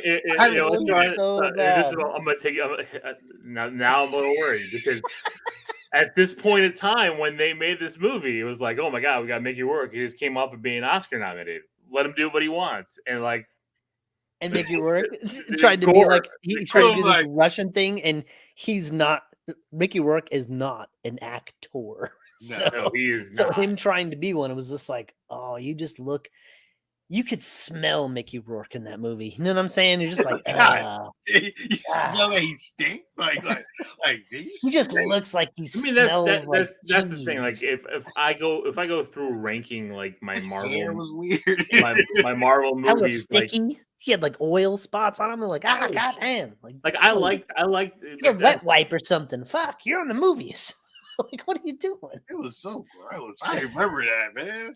He had like the silver teeth and shit. You're like, it was just his Russian accent. I went to school with the kid with his silver teeth, but like, you're a movie star. What the fuck are we doing? Like, fix that shit. Ugh. James says it's hard to be on my side. I'm sorry, James. It is. I get it. Frankenstein from Expendables. He said because I haven't watched Peacemaker yet. That's why. Because it's hard. That's why it's hard to be on my side. But no, like so when I go to these again, I didn't hate Thor: The Dark World. I've watched it several times, and I will still watch because there's a lot of things in it that I do like. It's just when I look at those villains, like those things bother me. Even in Iron Man 3, as much as I enjoy Iron Man 3 in a lot of scenes, and I know we've talked about it. And hey, I turned the corner. I came around. I know. I actually really liked it. But again, I didn't like the villain in Iron Man 3 at the end of the day. I didn't like everything else around it. I didn't like Guy Pearce, and I also didn't like Pepper Potts' backflip and hero pose. We know the fucking Gorr. Her wearing the iron. I get it, but the thing is, again, those are my bottom tier Marvel movies. I don't think I like Pepper Potts after Iron Man 2. I think everything that Pepper Potts did after Iron Man 2 she didn't do shit. Was shit. No, but every scene that she was in was like bad. Well, because I don't think she cared anymore. I think she stopped caring. She popped in and fucking in Endgame, and she's like, "Now I'm a superhero with all the ladies," and it's just like, ugh. It was just, they just gave her. They gave her the scene. I didn't mind that though. I thought that was kind of cool. She has no training. She's a secretary. She has no training. I'm sure. I don't know. I think maybe she was a little bit more trained with those suits, dog, than what we've seen. We ain't seen that on camera. We're just gonna leave it all up to things that we didn't see. And on top of that, Tony's built all these AIs. You don't think that the suit is helping control it? So she's like, Tony's like, all right, Pepper, you're gonna get in this suit, and then I just want you to fucking go. Like automatic pilot. Just go limp until you superhero land, and the mask comes up. Then look real angry, and then the mask's gonna come down, and then just go limp. Just go dead fish. Although you think we'll get her an Ironheart though? I think we're gonna get her an Ironheart, right? I think she's done. Oh, did she say she was done? She's done. She's making vagina candles. She's done. I think she's done. I think Ironheart. It's going to be It's going to be more. I don't know what Steve's talking about, but she makes candles, Sean. One of the candles she came out with about a year ago. It's literally like she was like, "This smells like my vagina," and then she released that candle as Gwyneth Paltrow's vagina candle. She just released a new one that says, "This smells like my orgasms." Like, okay. Ugh. Like you just you're freak. You fucking, I was gonna say, all right. You orgasm and there's a scent. Like maybe there is. I don't know. I'm not a multi-million dollar. You get in the shower afterwards. Maybe I don't know. But what if it smells awesome? You're like, ooh, what am I missing? Like, what the fuck? I know. Hey, that's what's going on. Like, looking at my wife, like, what the fuck? You're lucky this is on Facebook now because Ray's will be coming right in, just slapping you upside your head. Just something thrown at me from the side. Pow. But what I'm saying is, again, like even when when they're on my lower tier, they're not movies that I don't go back to. I think they're all enjoyable on different levels. You know what I mean? Like it's just like even when they don't hit at 100%. To me, they're still better than a lot of but like you also don't allow like me to say like I enjoy all of DC's movies, even if they're not 100%. We argue about it. They hit at a like even if it's not 100%. Like I still love BVS. You don't like it. It doesn't hit at 100%. It doesn't hit at 100% for me. But I still love that fucking movie. I know. The only movie. Love the director's cut. Only movie. No, well, all the Ultimate Edition. Ultimate Edition. That's what I'm saying. The only DC movie that I hate top to bottom. Oh, there's two. Wonder Woman 84 and Joss Whedon's Justice League. Those movies, top to bottom, are terrible. And I call him for that movie. I call him Josh Whedon. He's not Joss. He's Josh. Different person. Josh Whedon wasn't Whedon fucking for Age of Ultron either. So don't. That's right. And that's another one too. Like, Age of Ultron, rough. Great scenes, great individual scenes. They mess up throughout. They mess up a villain. Look, the villain didn't look bad. He just didn't do shit. Yeah. I would have still liked him just the mouth, and you just seen the shit, the red shit. Oh, the first Suicide Squad. Steve, another one. Okay, so Suicide Squad's weird. I don't hate that movie top to bottom. I don't hate Suicide Squad either. I think that like so the first trailer that dropped for Suicide Squad, it had a different feel than when the movie actually came out, right? So like Suicide Squad came out and I was like, where's the feel that I got from that first trailer? There is, just like we talked about the Zack Snyder cut, which took $45 million in 2 years to finish. But there is an Ayer cut of Suicide Squad that David Ayer has gone on record saying, like, I don't need to do anything. Like, I can release my cut now. Like, I had a cut. I gave it to Warner Brothers. Warner Brothers gave my cut to the trailer company that cut the fucking Queen songs into the trailer, and they fucking edited the movie down to what it is. I have my movie. It's here. Yeah, remember we had other Steve on here. Old friend, other Steve, who I think still listens, but who was in that movie as an extra. Like, he was one of the military guys. And he even said, this wasn't the scene, like, when we were when I watched the movie, that's not what they told us that we were doing. You know, they told them, like, the scene that they were working on, like, where all the military, all the police or whatever the SWAT was going on, was the direction was different than what was shown in the movie. So however they were cutting it and re-editing and filming new scenes was totally different than what they had initially planned. So I don't know. I guess we'll see. We shall see. But I mean, again, it's not all like roses. I mean, yes, Marvel has my heart, but I know when the movies aren't 100%. Well, and it's the same. I mean, I think we all kind of rile each other up. We all kind of fucking we find I was really mad at you guys windows and dive through them head first.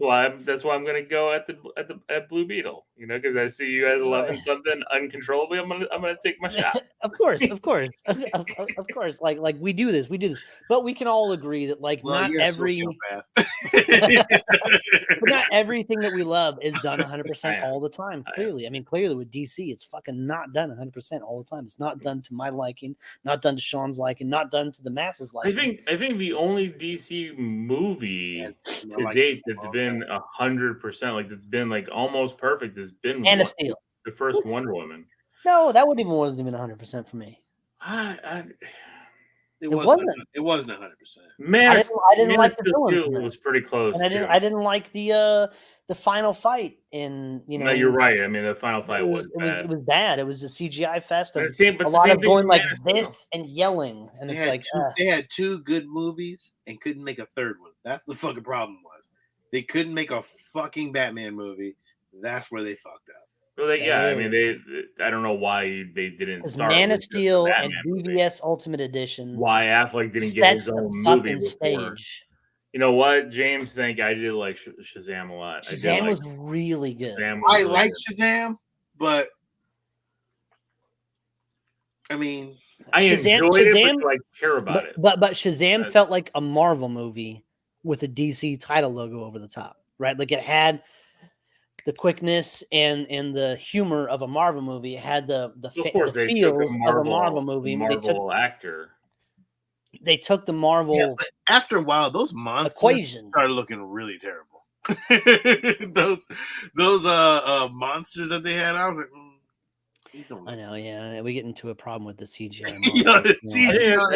That's been because even I look at Man of Steel and like I like Man of Steel a lot. We talked about it. I gave it a hero.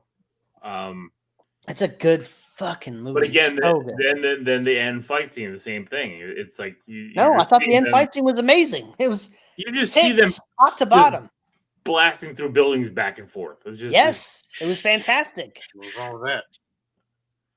Two super powered beings fighting each other and in the midst of a city. And I know everyone's like, oh, why didn't they go out to the desert and fight? Like, what the fuck? Why didn't the Avengers go out to the desert? Because there was a whole army. That's where the fight was, right there. In Metropolis, the fight was there. They fought, and Superman murdered that motherfucker. Like, stop the bullshit. Like goddamn. Yeah, that's where the fight was. That's still he's supposed to like drag him out to fucking Utah or something to have that fight. Come on, ridiculous. All right, can we get into our reviews? Yes. I thought you had to get up early. So I do. I have to be up in like 5 hours, less than 5 hours. So, do we want to talk about Stranger Things or do we want to talk about Kenobi first? I say Kenobi because it's only 2 episodes. Stranger Things is like 7. Stranger Things was like 12 hours. So Kenobi. Let's talk about Kenobi. All right, Kenobi. If you haven't watched it yet, we're about to spoil. We're gonna spoil everything from Stranger Things Volume 1 and Kenobi, the first 2 episodes from here on out. Good night. We're not holding back. We're not dropping spoiler warnings. None of it. Nope. So, hey, you motherfucker, Fernando! What the fuck? I mean, he is right. Don't talk about my boy Kevin Costner like that. You don't talk about Costner like that. He said any movie that kills Kevin Costner can't be a hero. I mean, you know what's funny is I can't see half of that comment. Oh, sorry. Oh, you're right. You're right, Fernando. Fernando, I apologize. The Man of Steel can't be a hero because the tornado killed Kevin Costner. So Man of Steel now is 99% correct for me because I hated Paul Kent's death in that movie. I did not like it at all. I hated that too. I thought that was terrible. Didn't care. His death in the comics is so perfect. He dies of fucking cancer, or no, a heart attack. Heart attack. It's a heart attack. It's something Superman cannot control, save him from. Yeah. A fucking tornado? Yes, the fuck you can. Where you just told him like this, like don't come. No, you can save him from a tornado. 100% easy, quick, saved. I didn't like that. I didn't like his speech. I liked his speeches. I didn't mind any. I didn't like it because of how it tied to his death. I think that's where it ruined it for me. But okay, that's enough of Man of Steel. Kenobi. Let's talk about Kenobi. All right. Okay. First of all, the first 5 fucking minutes. Oh yeah, the recap. The recap of what? Bro, we go right to the Jedi Temple and bang, bang. No. Sean, he was talking about like I'm talking about the recap. Of the movies leading up to this point. I already know about that. Here's the fuck up, really Sean. Nice. So Sean, at the beginning of Stranger Things, they released this disclaimer because obviously there was a terrible tragedy in Texas this last week that was really, really bad. So they released this disclaimer in front of Stranger Things. They didn't release that disclaimer in front of Kenobi. And that was a school shooting if I've ever fucking seen one. Wow. They were in class. The door opens and they're like, pow, pow, pow, pow, pow, pow. I'm like, son of a bitch. Like, I didn't really think about that. Yeah, kind of tipping the scale on that one. But I mean, it was in a galaxy far, far away. There were lasers and laser swords and this and that. But still, I was like, ooh.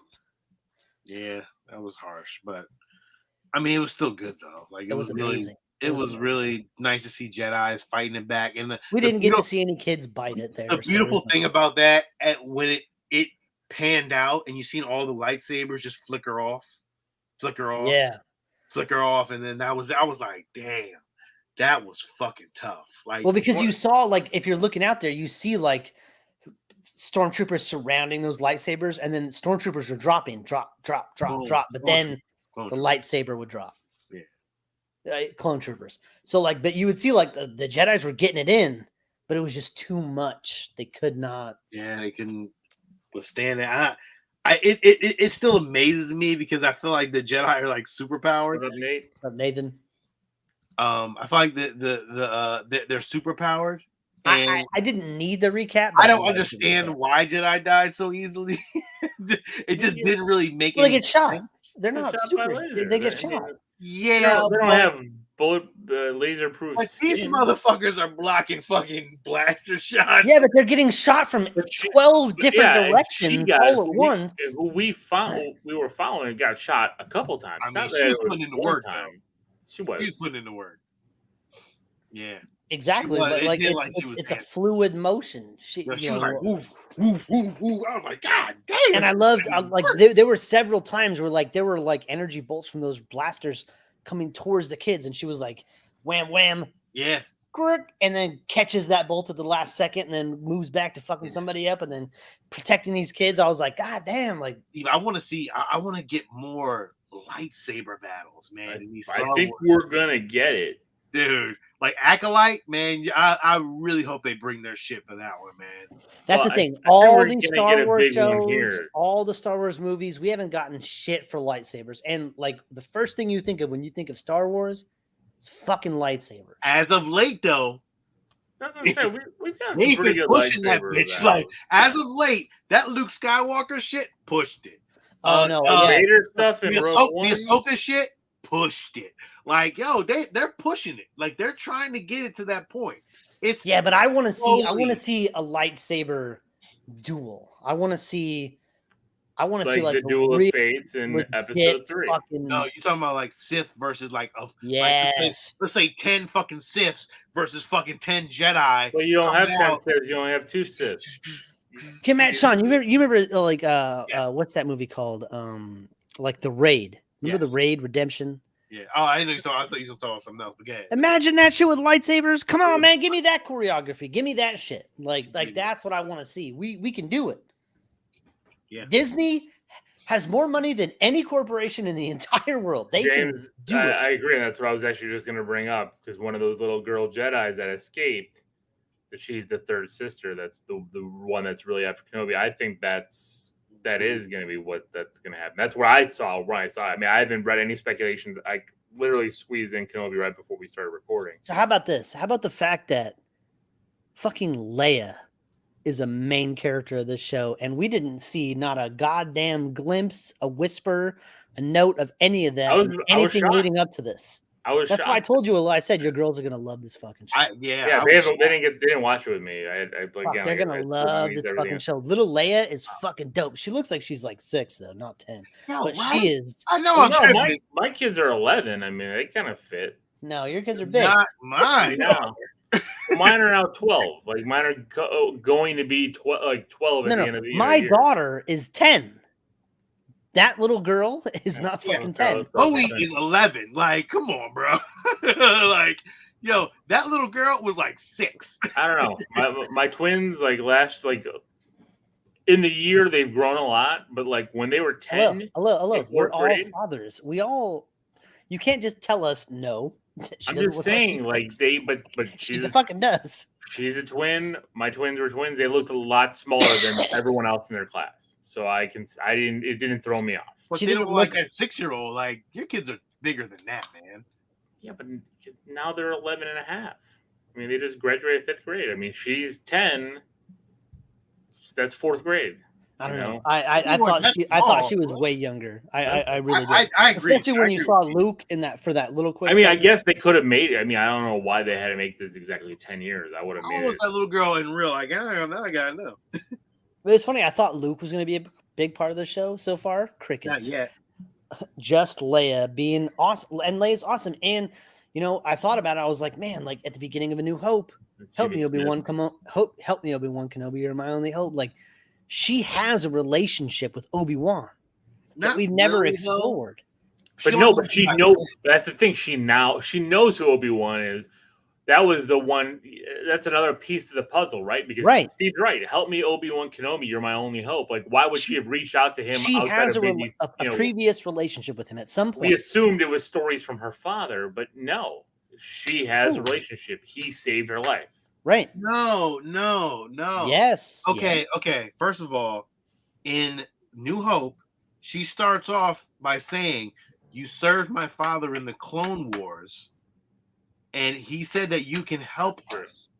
So if you watch New Hope, it doesn't seem like they know each other at all. So that's my only thing with that. You know what I'm saying? Like, I had to really pull out my Star Wars card on that. Yeah, well, right. I mean, but didn't you? God damn, you did that whole Luke, I am your father shit. You pulled that fucking card out. God damn, didn't you? No, but it's the same thing, Sean, too. When Vader, I haven't felt this presence in a very, very long time. I mean, if it's only 5 years, that wouldn't have been a very, very long time. Yeah. And also the Grand McGregor, how old he is in 5 years. I think that they can find a way for that if he's using his all retconning, Yeah, they're trying. I love the fact that they fucking pulled everybody back in. I mean, they pulled in Uncle Owen from the prequels. Yeah, back in. They pulled Joel Edgerton. He took that role because he was a struggling actor, and he took a bit part. And now he's like headlined films. And he has a name, and he still came back for this, and it's just awesome. Also, the Grand Inquisitor, he has a big head, and it was terrible the whole time. It didn't bother me. Okay, so so since we're in spoilers and we I know you already know. Again, that Grand Inquisitor is not dead, or they have a clone, because he's in Rebels. I know. That doesn't make any sense. And that's what I'm thinking. He's not dead. Is there more than one? Dead. You don't see him. Yeah, I don't know. I don't know yet. He did do that fucking helicopter move though, and fucking like they didn't show it on screen, but that motherfucker went into the lightsaber. Like they had the sounds. Yeah, a little. She's like, 9. God damn. She's 9. Yeah. Right. So she's 9 now, which means when they filmed this, she was like 7 or 8, which is exactly what we were saying. She is not 10. She's way smaller and way. Her missing teeth, that is not 10-year-old shit. That is 6 and 7-year-old shit. I agree. Her rhythm was like a 7 or 6-year-old. Don't get me wrong. I thought she was a fantastic actress. I thought she played the part very well. She was phenomenal. Yeah. But I didn't buy that she was 10. That was the only thing. I loved her little droid. I forget the name of the little droid, but she had that little droid. That shit was great. They already got the toys already. I was going to say, that thing's everywhere. Yeah, the toy is already there. You push it, it jumps up. It does everything. The minute I saw it, I was like, "Well, that's going to be the new." That's new BB-8. BB-8's garbage now. Yeah, they pushed that shit so hard. A little, they pushed it. You seen it coming. You was like, "Oh well." You know the funny shit is, Fernando's right. I spot everything that is a goddamn toy. Young Luke and Leia set. Lightsaber. Obi-Wan's lightsaber toy. The robot. A toy. Like everything is a fucking toy. It's like not only a toy, for merchandise. Obi-Wan literally gets an action figure and leaves it for Luke. He gets a fucking starship toy, which was tough though. I was like, I was like getting a vintage fucking Star Wars from your fucking uncle or something. I'm like, damn, like that's tough. That was really cool though. How people shower, yeah. But they kept saying Obi-Wan smelled. I was like, man. I was like, sorry. He lives in a fucking cave. It's just dirt with a little on a sand planet that there's no water. So yeah. I tell you, everyone's stinky. I need more Jawa though. I love the Jawas, man. This I love like in Mandalorian or no Boba Fett, we got that Jawa stuff with Mandalorian too though. But like in this one, we actually had like a full conversation with the Jawa, and that Jawa was a little fucking shit, wasn't he? Yeah, he stole his own shit and stole it right back to him. That Jawa was a hustler. I liked it. I thought it was good. It was good shit. You robbed him. He's like, no, I got you. Look what I got here. Look what I got here. Mo, come on, look. Oh, you needed that piece. Let me show you what I got. Oh, wow. It's a really strong coincidence that you needed that one particular piece. I mean, Carlos make a good point if they want to keep going, if they want to do something, but they're not going to. I mean, I don't think they're going to build off of and or Leia or Luke. He makes a good point about avoid her looking like Stranger Things kids because season 4, that was a hurdle to figure out, like, okay, so these kids are all in their early 20s and we're just gonna have to pretend that they're 15. Okay, fine. I don't think they're that old, but yes. No, they are. They're like 19, 20. I mean, Steve is, but no. I'm talking about like Lucas is like 19. No, that motherfucker Will pays taxes. Okay. I think you just because of the bowl cut, he's making him look way too old. That fool is dumb asshole. That fool fucking voted a few times. He voted for Bush Senior. Imagine.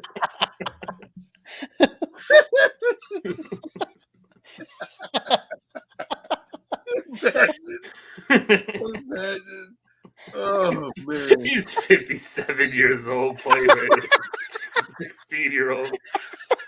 Oh, you're going to jail, son. No, you're not going to juvie. You're going to prison. Yeah, he's like, I'm going to juvie. He's like, no, you're fucking 34. You're going to prison. What are we doing? Oh man, there's going to be a trial. There's going to be a jury.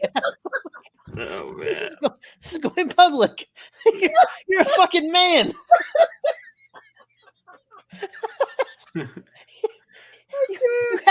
You have children. And grandchildren. All right. So Fernando said Obi-Wan turned away that young Jedi that was searching for him to. Yeah, but fuck that young Jedi. That young Jedi was causing all kinds of trouble. Yeah, he was causing some bullshit. I'm actually shocked that didn't lead up to them finding Obi-Wan, or at least starting the chase. Like that, because we didn't get the Leia part yet, right? And it's I was trying to figure out how are they going to find him here? What's now? What's let me ask you a question. How'd you guys feel about the third sister? I thought I liked her. I was digging her. She's from fucking hood. That's what I'm saying. She felt like she was from fucking South Central, not a galaxy far, far away. She had a trip. She had a chip on her shoulder. I was like, I have dealt with people like you before. No, she's got anger issues. I mean, she's got the she was angry. She was the real anger. With the dark side. I mean, it's taken over. I mean, especially if she's one of those little kids in the beginning. If she was one of them, it kind of all makes sense, right? Maybe Anakin, it does. And that's the thing. Maybe remember when we think Anakin killed all the babies? We always joke about the baby killing lightsaber. Maybe instead of that he do you think they're going to retcon that? Recruited them as they could wizards. If they retcon that, that's going to be the greatest thing on history. If he just walks in there and then all of them bow to him. And then he fucking rounds them all up instead of fucking, or he takes out a few just to show. Yeah, but Yoda said Yoda said he was like the younglings. He got them or whatever. He Yoda had a fucking line about it. So. Yeah, but maybe he got them, but not. Well, But remember, he's Vader. At that time, he was Vader. He could have shrouded their minds. Fucking clearly, the Jedi were fucking weak to everything. So. Their simple mistakes on shit that happened, they may not even have known what happened. Vader has a whole different storyline now, man. So he's a little bit more charismatic. He's a fucking more of a villain. He's all over the place with his emotions, man. And again, during that time, he could. I mean, if they wanted to retcon, they could do it. I know Dave Filoni would have been able to do it. I mean, and then it kind of. I don't want to say makes more sense or gives a little bit more because, again, I think we talked about it through the entire sequel trilogy about the baby killing lightsaber. I think that came up millions of times. It was a big fucking problem. It was a big problem we had. Ezra was never in the Jedi Temple. His backstory is that he was on Lothal the whole time. He was born and raised on Lothal. No, I think he's just saying that there's Jedi around.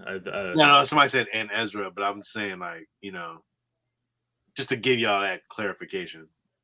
Oh, okay. Yeah. I loved somebody had mentioned earlier PTSD Obi-Wan. I love that. He can't sleep, he's working this fucking menial job slicing up sushi or whatever the fuck he's doing. And he's got his little camel horse fish I'm just waiting thing he's walking around in. Stealing a little piece. I was waiting every time he did that. I was waiting for him to get caught. I'm like, how is he getting away with stealing that little piece of food? I mean, they showed it 18 fucking times, so yeah, you would have thought something wouldn't happen from it. But I liked how he gets roped in. It felt kind of like like Sam Neill from the Jurassic Park movies. He just gets roped into this thing again that he doesn't want to do, and he goes to find her. I liked all of this stuff, with him going. I was like, Flea. Oh yeah, Flea from fucking Red Hot Chili Peppers. Yeah, fucking Jimmy Smits still looking like Jimmy Smits. God damn, I couldn't believe when they brought Jimmy Smits back in. I was like, it's fucking. Everybody has aged normally into where it should be from the prequels. It's all. I mean, it's not necessarily 10 years exactly, but it's pretty fucking close. It works really well. Kumail, running the scams. That was pretty funny with all the magnets and shit. Oh, Kumail Nanjiani, that shit was fucking beautiful. I love that shit. I love Kumail Nanjiani. Yeah, and I like too that Fernando, that Obi-Wan kind of has let go of the Force. He doesn't use it, so you don't use it, you lose it, right? I mean, that's the thing. And he really has. His mind is blocking everything. Right. I mean, he's having the PTSD. He's having the issues. What happens if he lets that out? remember, Inquisitors can sense Jedi. Well, and they were sent. She already sensed him. She could see where he was. Yeah, she put the call out all the bad people in the city, and he got stuck on that rooftop fight. You know, and like I love seeing Obi-Wan with the blaster and not with his lightsaber. He has it, but he's not busting it out yet. That's where I kind of felt like, even though it looked like he was in trouble, he was still mad in control of everything that was happening. Because if he wasn't, that lightsaber would have come out. He did not feel the need to bust that out yet. Yeah. You didn't use it one time. I love the 501st Clone Trooper that was begging for money. I thought that was a nice callback. I was like, oh. And who was it? It was Tamara Morrison. I loved it. He had that big old beard. I was waiting. I was hoping it would be somebody. I was really hoping it'd be Captain Carlos. Carlos, you're right. That Neon City was fantastic. That shit looked like something straight out of Blade Runner. No, it was out of the Clone Wars though. Like the same, one of those kind of cities. It was great. But like the neon, all that cyberpunk style, like it just looked great. We don't see that in Star Wars a lot. We see like the dark and gritty and like the really poppy and pristine. We don't get to see like the middle ground or sand, where we see less sand. Yeah. So no, Obi-Wan, the first 2 episodes, fantastic heroes. So much good, so much. I just, you know what it is, man. It's seeing Ewan McGregor back in that role. You know, God, actually, so like fucking beautiful, isn't it? It was like a weird, you know, I don't know, like we're like coming home. Coming home. Tell the world that I'm coming home. It's like it was so good. It was. He just owns that role. So perfection. So and Sean had to disappear for a second. Yeah, I thought for a second it might be Captain Rex, but I think Captain Rex holds himself at a higher. Well, also I think he's orange, right? He's got the orange helmet because this one had a blue Captain armor. Rex had a blue helmet. Did he have a blue? Yeah, you're thinking about who's Cody? I was getting. I got. I'm thinking of Commander Cody. I was thinking Commander Cody. I'm sorry. No, Rex always had the blue. I thought it was him for a second because all you saw was the blue helmet, and I was like, no way. But then they showed him back, and like Rex always had the beard, but the bald head. But like Rex was never down and out. Rex was always like he fucking went full on with the rebels. Like he was never begging for change. Like he did not follow Order 66 and just scooted right along into the rebels. He would never be begging for change in Clone Trooper armor. So. Yeah, that was an interesting take. I'm kind of curious if they are gonna bring in some of the Clone Troopers. I mean, and we got our obligatory shot of Vader at the end of episode 2. Fuck, I really can't wait. With the breathing and all. I really cannot wait to see what they do with Darth Vader in this series.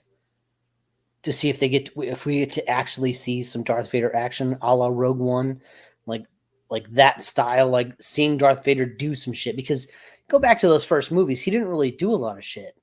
He was just very ominous and foreboding, but he didn't really have that action presence. You felt like he could, but he never really did it. Even when he fought Luke in Return, Luke just baseball bat swung him into submission. Like he didn't really fight. He didn't have that choreography, that great style, that flair.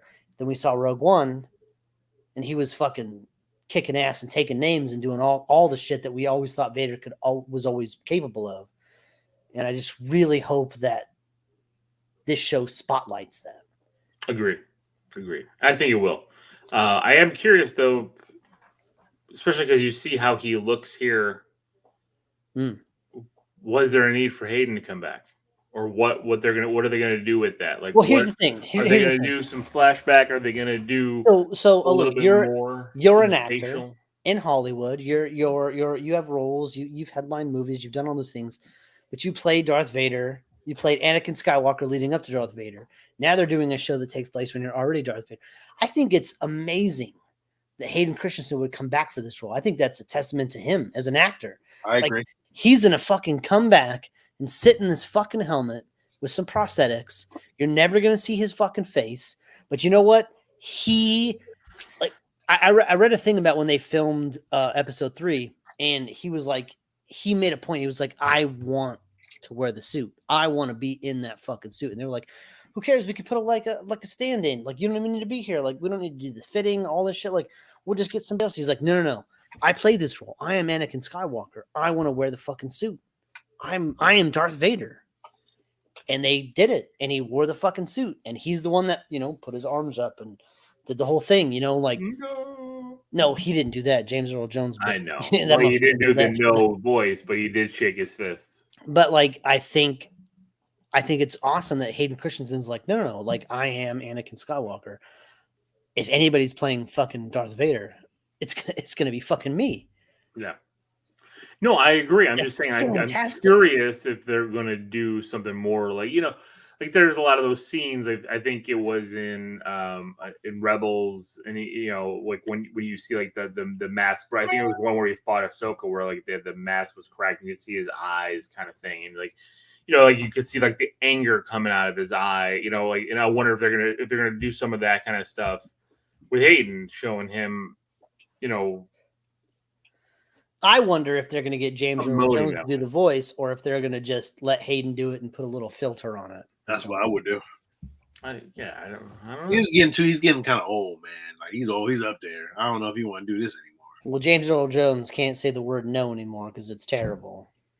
It's bad. It's not good. All right. No. That's so bad. James, I do think that we will get a fight. I think we'll get it'll be the big fight. Did you guys not see the new poster that was released? Dude, they're showing that shit, dude. It's happening. It's a thing. It's literally Darth Vader with his lightsaber out, a shot from the back of him, and Obi-Wan standing there pulling his lightsaber out. He's opening his coat. He doesn't have it pulled out yet and extended, but he's going for it. So like these cats are meeting on the field of battle. So it's happening. Agreed. And I agree also, Carlos, that I'm glad we didn't get the Maul, the Darth Maul story just redone again. We already got that story. Yeah, we won't see Maul. No, Darth Maul's awesome, but you know who's better than Darth Maul? Darth fucking Vader. So it's better than a Maul. I want Vader in this in a big bad way. All right. All right. So I think we're agreed. First 2 episodes, hero all the way across the board. Yes. Amazing. The music also, by the way. John Williams coming back. Fucking phenomenal. So he didn't do it all though. I don't care. I know, I'm just saying he didn't do it all because he had to go do indie. But the funny thing was Ewan McGregor said that they were pumping in the music during battle scenes because so he wouldn't make sound effects. I'm like, that's pretty funny. Like that you're so into it that you're making noises and lightsaber fights and stuff. Yeah. I mean, dude, I just want to be an extra. Like, I just want to be a person in the background. I just give watch me shit like this, like just give me something. Like, I just want to sit in the background with some dumbass clothing on. I'm just like, look, I'm in the Star Wars universe and I'm on screen. Like, I gotta find out where that would mean you would be canon in the Star Wars universe. You could make your own backstory up, your own name. I just need to find a way to get on one of those sets, man. You gotta go to England. You gotta go to fucking London or Tunisia or wherever the fuck out there. God damn. All Star Wars film out there, basically, yeah. So, all right, let's get to Stranger Things. So, Stranger Things, we had 7 episodes of Stranger Things, all averaged about an hour and a half per episode. It was a lot. So it was later Fernando. It was amazing. But it was a lot. I'm gonna have to actually rewatch these 7 episodes again at kind of a more of a focus because I was just trying to get it in, get as much information in so we could talk about it. So episode 1 was called the Hellfire Club. I think Stranger Things might be my favorite show, but like that's another problem. Like I rewatched all 3 seasons this week leading up to the release. I binged all 3 seasons, so I was all cut up. I knew all the details and all that. It's not really hard either. Later, Gregory. What did you say, Sean? It's not really hard to get through them either. It kind of flows. The first 3 seasons, like those episodes are short. Yeah. It's not bad. But then you get into this season and it's like every single episode is like an hour and 20, hour 30, hour 40. It's feature length. Every episode is basically feature length. I think except for one was 100 minutes. I'm like, okay. I know. I was fucking ready. I took the day off of work for that shit. So I could not. So the first episode of the Hellfire Club, it's 6 months after. Okay. I call bullshit immediately. I was going to say 6 months after season 3. All these cats, like I said, they're all paying taxes. They're all old. They can buy alcohol. Like, I don't know what's happening. These cats, like Will is the oldest out of everybody. Mike continues to somehow get skinnier. I think whatever weight he lost, Dustin found. Thanks, James. He said he didn't finish season 3, but he doesn't mind being spoiled. I thought 11. I mean, it's funny because like it's season 4, right? We have 4 different storylines going on. We have 5. We have 4. Right, 4 but 5 groups because we have the groups Indiana group. Up. We have the California group. We got the Russia group, and then 11. And then we have the 11 going back in time, kind of. Right, but I'm splitting out into 5. And it's 5 because then we got the fucking villain story. Yeah, but that's part of 11's going back, and that's part of her shit. But we got the Victor Crowley, like that's the thing, like so the Victor Creel, not Crowley. Victor Creel, sorry, Victor Creel, like the Indiana group to me is like split off into 2 splinter groups as well. You know what I mean? And actually, at one point, it's 3 because then we're following the basketball team with Lucas for a while there. Then we're, you know what I mean? Like, yes, they're chasing them, but it's like it's just. I get why these episodes were an hour and a half each. I loved. Well, they introduced a lot of new characters. I love the new character Eddie. I think he's amazing. I love. It's like a young Robert Downey Jr. This kid, like. Whatever's going on here, it's like Robert Downey Jr. with long hair in his 20s. Like he's fantastic. I love this whole Hellfire Club, this whole group. I love that. The basketball team, I hate this main basketball guy, the way he like constantly fucking picks up a microphone to rally everybody up. Like I hate all of that. Like he's dropping Bible verses and all this kind of stuff. It's so cringy. I have to look up. I wanted to look up before we were recording, but because I was really curious if Newsweek had really released an article at this time about D&D. Now putting it past them, I'm just curious if they took something like legit because I mean we even saw like I think it was like 8-bit. They did. This is the Satanic Panic time. This is exactly they were doing this. Dungeons and Dragons. I don't remember that. On the chopping block, the same way Mortal Kombat was in the 90s. Like right, Nintendo. They were terrified of but this. It's like every year it's something like video games. I mean, go back to the comic book. You know, why do you think so many of those Silver Age comics that me and Sean are chasing are worth so much? Because people were burning them and throwing them out. But I was just curious if there was a legit. I wanted to read it, like a Newsweek article about that, because like they reference it a lot, and like I was very, very curious. Again, just hadn't had the time to since this came out. So was it jarring to all of you guys how old everybody was? Like Lucas looks like a whole different man. No, it didn't bother me as much because I kind of sunk myself into the story, so it didn't really bother me. I did the same thing. I just took that out. I said, you know what? Because I knew with COVID and everything, I knew this is going to be that. You knew this kid was going to be older. I mean, they were. I know. It was that hurdle to jump over to get into the show. I after episode 1, I jumped it, but I kept coming back to it. Like every time fucking Will came on screen, I was like, God damn, that boy's voice is low. Fuck. I get it. Because even seeing Lucas come in and he's a freshman on the varsity basketball team, and I'm just like, you ain't no freshman. I know. that boy's a senior at least. No, he has a young face, so it didn't really. They all have young faces. I would say except for Will. It looks like Will sometimes forgot to shave in between takes. So you got something with Will, man. Will is fucking. I think it's that haircut of his that really. Yeah, what's your problem with Will? God damn. Man, I don't know what it is, but I would think I don't Mike like him. would have bothered you a little bit more. Mike did bother. like Well, what bothered me, like if we're talking about like all 7 episodes, if we're talking about all 7 episodes as an arc, Mike's whole thing bothered me. Him and Will, and I did not care for Stoner Jonathan. I liked Argyle. I thought he was fine, but he kept saying "man" a lot. Yeah, Stoner Jonathan. It's kind of it's weird. Like it kind of ruined the character. Like he hasn't done anything. Yeah, it's like they gave him less shit to do. But they were doing like bullshit weed stuff. They were like, "Oh, look, they're on weed, so this is how they are." I'm like, like I keep agreeing constantly, and I'm very functional. So like, I don't know what the fuck we're doing here. I understand they were doing the 80s. Like, are you just smoking yourself into a stupor? Like you have to find your limit. In the 80s, it's a little different in the 80s, Steve. They had shittier weed. You got better weed now. 80s, man. Yeah, and whatever Eddie was trying to sell that cheerleader girl, like I don't know what he was. That's another thing too. This show, this season, I would say, is the most like pushing the boundary of rated R. Like that, the Gorr shit when the villain this was kills people. This was Friday the 13th to me. Well, you know what? Fucked up, man. Nightmare on Elm Street, like literally, like bro, just fucking floating in the air and then crack, dude, crack. that shit was like fucking eyes popping out. Like holy shit! This dude was like fucking Freddy Krueger on crack.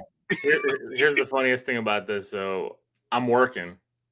The kids are off on Friday. Like my in-laws came in. They were like still kind of sleeping. The girls started to watch season 1 in their room, but not season 1, episode 1 in their room by themselves. After that scene and the end, as you know, they come out here and I haven't watched it yet. You guys are texting already in the morning, Steve. Oh, I've already watched Obi-Wan. I've already this. I'm like, I'm working. Like I don't know if I'm gonna finish this. They come out and they're like, oh my god, Dad. It was the scariest thing. The girl's eyes were popped out. Zoe got scared too a little. Like, and I was second episode, Zoe was like, "Dad, I can't watch this anymore." And I was just like, "Oh man!" I'm like, "I better get ahead of this before I let you guys go any further because if you guys are running out of here, it might be crazy." But I mean, those scenes in the hospital with 11, I mean, we'll get to them as we talk about those episodes, but I mean, it's pretty graphic. You know what else I thought? I thought that the bullying that 11 dealt with was a lot. I mean, it was a lot, but it also felt so fake. Like, who does this? Like, I assume white kids did this kind of shit. I got bullied, but not like this. God damn! I've seen that happen. I was like, oh, this is a white thing. Like, I'm like, okay, I'm watch. It's not a California white thing, Sean. It's not. This doesn't happen.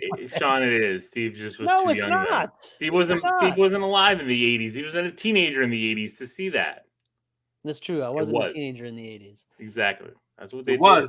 With that big ass camcorder with that had the big ass VHS tapes in it. I assume because black people ain't have camcorders back then. So again, I assume this is a white thing. They got money, so I'm like, okay. I definitely grew up white, but not rich. We never had camcorders. Goddamn. Yeah, you're right, Al. The show did have a Dream Warriors feel to it. Not all white people just. Yo, there were some really great shots between them in the real world and the Upside Down. I love when you see them and just spin and went to the upside. I was like, yo, that's beautiful. Bro, and not only that, this is the first season of Stranger Things that the main villain, right? Because we had Demogorgon, Mind Flayer. We had the Mind Flayer again in season 3 with Billy as his vice. None of them had a face. Vecna has a face. He has eyes. He will look at you and fucking talk shit while he's killing you. Like this motherfucker. Endgame, way scarier than Gorr. He was a dream demon. Yeah. Basically, he's Freddy Krueger. I mean, that's what it is. I mean, they basically took the Nightmare on Elm Street. Motherfucker had a claw, one claw. And I was so happy that little newspaper boy got it. I hated that newspaper boy. I hated him.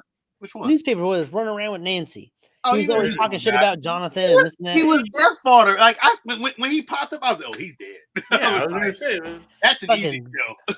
I was like, God, stop smiling, you shit. He kept talking shit about Jonathan all the time. I'm like, get the fuck out of here, you fucking try hard. And then of course he gets it real good. So that was fun. I liked actually the new guy. What's his name? Eddie. Fucking great. I talked about Eddie. I loved Eddie. Eddie was fantastic. Eddie was great, man. He did a good job. Like, I'm like, damn, I like this dude. Like, he grew on me. The one part I didn't get to see, Steve, which I know is coming, was that fucking guitar part on top of the thing. I'm like, in the trailer, and he's in the upside down. No, he got out of the upside down at the end of episode 7, didn't he? They got to go back. You know they got to go back. Well, they got to go back because Nancy's in there. Nancy's stuck. So they're going to jump right back down into that fucking hole. Maybe in her favorite song is gonna be rock music, some kind of heavy metal thing. I was a little taken aback. I thought Max might have gotten it there. Dude, I was like, Max she's gonna fucking get it. Okay, I was like, she's gonna fucking get it because like she I was. thought Steve was gonna die. The whole shit. I was like, God damn. I still think Steve's gonna die, but I think so too. A little like I don't know. Somebody's gonna have to die. They're gonna have to start killing somebody off. They got too many people. Keep introducing people and then killing them off, but not killing off. Man, no fucking way, man. They don't kill the kids off. No way. Something big has got to happen. Something has to happen. Something big, like something. Next season is it. To move season it 5 is it. So like I don't know. No. So let's keep because like we haven't talked anything about because like episode 2 starts to talk about like we start finding out that which we knew from the trailer, but Joyce finds out that Hopper's alive. She gets I didn't care about this storyline. Really, I loved Joyce and Murray and Hopper. I loved all of this shit. I was in. Sean, I'm with you. Enzo, all the Russian stuff. I did not give a shit about. Oh no, I was in. I need a rewatch. Hopper's like my favorite character, one of my favorite characters in the show. Like Hopper's amazing. So like watching him and try to navigate this, and like the fact that he like bribed this guard and like all this stuff, and then like as the episodes go on, it went too far to where as if like, oh, he escapes and then gets caught again. Yeah, but that's because of fucking shitbird Yuri that fucked everything up. Yeah, I know, but it drug on too much. I think I wasn't. I mean, you're talking we about already got the villain, so I'm like, well, like episode 7, you get like Joyce and Hopper connecting again, hugging, like. Robert Englund was not the villain. No. Robert Englund was the dad. Yeah. Carlos, come on, man. Robert Englund is stuck in prison for things that he did not do. He's a fucking tragedy in this show. He's not a villain. A real tragedy. See, I really like the Russian stuff, especially towards the end when you start getting the Demogorgon more involved. I actually learned to really enjoy that stuff. Yeah, I agree. Like, there's no reason for the fucking Russian stuff. Like, I just don't care enough. I think they are playing it on too long. Yeah, like it's overstaying its welcome. It worked in season 3. I just need Hopper to get out and call it a day. Like, just get back to 11 already. Come on. Well, that's the problem too, and that's my problem with Mike and Will and all them because they're on California driving around to Utah to see Dustin's girlfriend to I didn't mind that part. I actually liked it. I liked Susie's house. I liked Susie's house is like fucking bananas. Okay. It just that took shit was too long. Nutso. That's what I'm saying. That whole part took too long. Like Will and Mike's awkwardness to each other. Did it take too long or the episodes? That's what's weird to me. I don't like it. Like, we need to get out of this. The whole Will, I think, is gay, and like, I don't. Does he like Mike? Like, but that's the weird thing too. It's a weird thing. I don't like even it. if he does, or Will is 100% gay, like, which is fine. Which is fine. I don't care. Fine, but it's like, here's my thing with that is like, it's like Mike is into 11 and they're together. Don't force that on me like so that. why are you? like this painting or whatever. I mean, and maybe it's not it. I want to see the paint. You know what? That painting's going to come back. That shit's going to be like some because he took it hidden key that's going to solve every fucking problem or whatever at the end of the day. Because he took it with him. You know what's crazy was that fucking scene where Mike and Jonathan and Will were all in the room, and the fucking military came into the house, and like the Hawkins lab guys were fucking fighting with the military, and like the camera was all fucking shaky war cam style, following them through the house while fucking bullets are coming everywhere, and they were following that one white dude, and he was fucking taking out military cats, and that shit was crazy awesome. That was so good. He was putting in the work. That fool was putting in the fucking. He wasn't even fucking hiding under cover. That fool was just. He was like, bow. Just like, fucking god damn. Fucking the champ. Russia did have a gate. They built that gate in season 3. That's what Hopper got there. That's how Hopper got to Russia. Like when he got jumped, to Demogorgon. They showed the flashback to when he jumped through the gate as the things were exploding, and he landed on that lower level in Russia. Yeah. Which is weird though, because like you would think he would just land in the upside down, not like all the way in Russia. I don't know how any of this shit works. It's all make believe. But it was dope though when they fucking found the upside down going through the fucking wall, and they put the rope down. Like that whole transition was fucking phenomenal. Like I was just like, that is great. Yeah, the Demobats. I love the Demobats. Yeah, Demobats was great. They fucked Steve up though, didn't they? Oh man, they fucking rocked him. You know who I loved in this season so far is Robin. Oh, Robin's great. Robin is fucking phenomenal. When she fucking she fucking gave that speech to that cat in the fucking mental asylum, she was like, my fucking boobs hurt and you're a piece of shit and all the shit. I was like, god damn. Like yo, she was doing it. Like she did a great, like again, they make you fucking love these characters, and it's just like, damn, who y'all gonna kill off? It's not Game of Thrones though, so I don't know if it's gonna happen. I loved how like in season 2 and season 3 we're talking about like Steve the babysitter. Right, like that was a joke. They didn't call it out in the show, but like Steve the babysitter was like a joke that we had. And then in this season, he's like, "I'm tired of being the babysitter." He's like, "I'm not doing it anymore." Like, yeah, I thought that was hilarious. I guess what happens to him? He goes into the upside down and gets eaten by Demogorgon bats. You know. Although, do you feel like you're kind of reading into like Steve's demise? Like, I feel like it's kind of. They're like laying little breadcrumbs. And I wonder if they're doing that to kind of leave at some kind of cliffhanger at the end of this season. Yeah. You know, because that, I mean, my one theory was wrong. So we'll get to Vecna is I thought that was going to be Billy. Well, me and Steve knew it wasn't Billy, but because you guys read spoilers, right? No, Billy. No. We watched season 3 when he fucking died. Right. No, I understand it, but I thought that's like, dead. When he got murdered by the Mind Flayer, like the Mind Flayer would have used him as his vehicle. He can't, because Billy stood up to the Mind Flayer. Billy defied the Mind Flayer. That's how they beat the Mind Flayer. Billy had an arc. And me and my wife got into this huge thing. She was like, Billy's just a piece of shit. I'm like, no. He was a piece of shit until the very end.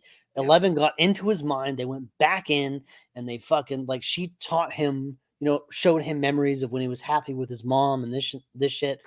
And like, I get what you're saying. Hold on. He became a fucking good guy. He saved the day at the end of season 3. Okay. Billy was a hero. I thought he was just using what I was meaning was the Mind Flayer was just using Billy's body as a host because Billy's dead.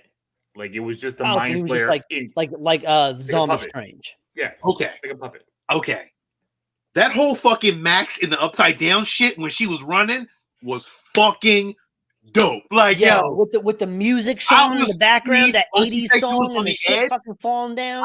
It felt so awesome though. Like, I thought I was like, I don't know if she's gonna get out. So they might just fall down and smash her to bits right before she gets to the edge. I was watching, I was like, go Max, go.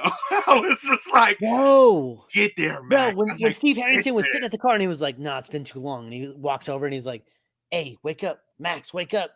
Guys, and they all come running, and I was just like, my thoughts are immediately like, the fucking trailer. She started floating just like those other 2 fucks that are already dead. Like, oh no. Like, and then poof, she's up in the air, and I'm like, no. Like, I don't even care about Max, but like, I don't want her to die. I like Max. I like Max's character. Again, that run shit, Steve, it had me. I was just like, oh my God, like, is this it? Like, I didn't know she was going to die. I didn't know. She fucking ripped that fucking vein out of Vecna's neck. Yeah. And fucking bailed out. Like, everybody had something going on in this storyline. So they set it up. They spent an entire episode setting up her writing death letters to people. She was writing letters to all these people and fucking like, oh, I'm gonna die. So here's all these letters. And I was just like, oh my God, they're gonna do it. They're gonna kill Max. But they didn't kill Max. No. You know? They can't kill Max. They have to have some sort of Max Lucas reconnection. Of course, these 2 lovebirds need to be together before they kill Lucas. Oh, you think they're gonna kill Lucas? They can't kill the only black character, Lil. Yeah, that's racist. It's the 80s, right? No, that's what they did. That would be a trope. No. That would be the trope, Sean. No. That would be the trope. That'd be some bullshit. That'd be some real. I mean, they already killed the only other black guy on the basketball team, right? Well, we still got Erica. Remember, we still got Erica. And Erica was fucking boss all season. She's 27, dude. When she was calling them out for their bullshit in front of the cops, I was like, man, that's something Ava would do. She's like, they're fucking lying. God damn. The couch is on fire. I was like, you gotta be kidding me. But you know what I like about Erica is she's no bullshit. Like, she will fucking call you out on your shit, but like, if you include her, she'll roll with you. Yo, her geek card is strong. When she rolled into D&D and she filled in the Hellfire Club, Eddie was like, "Who are you?" And she was like, "I'm a fucking level 14 fucking elf mage, fucking blah blah blah blah." I was like, "God damn!" And she's like, "Eat a dick, Eddie." I was like, "Whoa." But basically, she was right there. Like, she owned that shit. She had an American flag. She had an American flag cape walking in there in slow motion. She came in with an American flag cape, Steve. Like, she was like boss. I was like, he was the owner of that shit. It was pretty good. Fantastic. I fuck with this. This show got me, man. I was just like, yo. And again, when the music, all the song drops, all the fun. I mean, it's just constant. It's constant. It was not only the synthwave shit that they do, but like the actual songs. You know, the Pat Benetars and the Scorpions and all this shit. Yeah, the Mamas and the Papas. They got all that shit. I like how that full Argyle went to Susie's house and fell in love with his sister immediately. Oh, totally. That dude's cool. I like that dude. I like that. Yo, what about when 11? Yo, when she fucking hit that girl upside her face with that fucking skate, I was like, damn, that hurt. It's like, bro, her shit split up like that and started slowly leaking. I was like, ooh, that shit looks weird. But I like how I was already forgotten. Paul Ryder was like, we can fix that. Don't worry about that. Well, that chick was a bitch. I know, but it's just listen. Angela fucked around and found the fuck out. Okay, that's what happened. She fucking played the game and she got rocked, and that's it. She, you know. You don't smoke. Don't fight the fire. But I did like, again, like I think Stevie brought it up that we got like the villain here. Rebecca had like a full arc of villain. You know, absolutely. You know, we get this. I keep wanting to say Victor Crowley. I don't know why. Victor Creel family story arc. You know, we see. Hey, Sean, did you recognize that fool from the past? That was the fool from Ozarks. Oh, yeah. I knew that. Yeah. We get him and his family moving into this haunted house, whatever. But all of a sudden, that twist was great, though. I was like, oh. I felt it was coming, though. I didn't know that kid was dead. But, like, I was like, oh. Yeah, that was some fucked up imagery, though. Like the baby burning in the fucking crib. Yeah, that's because screaming. I was like, shit.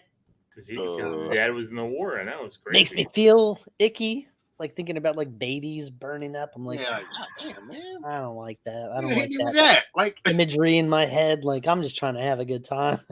Like, I'm trying to watch a good show. You got me all fucked up now. Like, fucking me up with a burning baby. God damn, it's fucking dark. Netflix, you pieces of shit. fucking dork. Yeah, but then, although that twist was great, man. I was just like, and the whole time, that dude looks like a really good Joker. I'm gonna tell you that right now. Yo, that fool is fucking crazy. I loved how 11 was dealing with bullying in the Hawkins lab the same way she was dealing with it in school. Like that was a nice parallel. Yeah. She was like stronger. You know what else was great? The CGI they did for young 11. Oh, that was great. It looked. Yeah. There was only one scene where I was like, ooh, like you could see the line around the face a little bit. Yeah. When it was like he was looking down at her and she was looking up at him, the Victor Creel's son guy. Yeah, but it like, worked though. It worked, but like that was the only time I could see through the seams of the CGI. But the face itself looked great. You could just tell it was superimposed. But like, I thought that young 11 looked amazing. And did they really shave Millie Bobby Brown's fucking head for this shit? Because goddamn, that shit looked real to me. I think they did again. I think she got her hair cut short again. I mean, getting paid a nice chunk of money. I'll let it grow back. Hey, you shave whatever you want. I also think Paul Reiser was fantastic again. Yo, Paul Reiser came off as like, yo, I fuck with Paul Reiser, but then the my hair came back. Fucking this motherfucker that's been gone since season 1. I was like, son of a bitch. Like, because at the end of season 3, we had a big fucking argument about who the American was in the Russian prison. Me and Sean thought it was Hopper. Alil, you thought it was Homeboy. White hair guy. What's his fucking name? The original Dr. Papa. What's his? I can't remember now. He was in fucking Dark Knight Rises. He was God damn it. I can't remember his name. Oh, the actor? Yeah, the actor. Oh, he's an 80s actor, man. Fuck. I know, that's what I'm saying, but like what's his name? I can't think of it right off the top of my head. Yeah. We're all drawing blanks. I keep thinking of Dermot Mulroney. Matthew Modine. There it is. But you thought it was Matthew Modine that was stuck in the Russian prison. But but me and Sean both argue with you. No, Matthew Modine is fucking dead. So we were all right, collectively. Hopper was the American in the prison, but Matthew Modine is goddamn alive and well, doing fucking crossword puzzles and bullshitting with another lab in Nevada. Yeah, building a whole new structure. Like it's crazy. Yeah, with this secret door. It's just like, oh, here's a door. Oh, that was the other thing. I was like everybody's gonna know what that fucking door is. Like, I know, right? I wish you'd be driving down the road and be like, "What the fuck is this?" I wish it would have just kind of rose down into the ground. No, like you just drive up. There's a fucking cactus. You flick the cactus, it pulls over, and there's a little hatch that opens up, and you go down an elevator. You don't have an entire door frame with a door built in the middle of the desert. Like that stands out like a sore fucking thumb. Like that's crazy. Yeah, it's like Spies Like Us. There you go. You want a Pepsi? Yeah, that was deep. That was a deep cut one. That was a good one. That was fucking, goddamn, you fucking reached way back for that. Goddamn, need a Pepsi? Holy shit.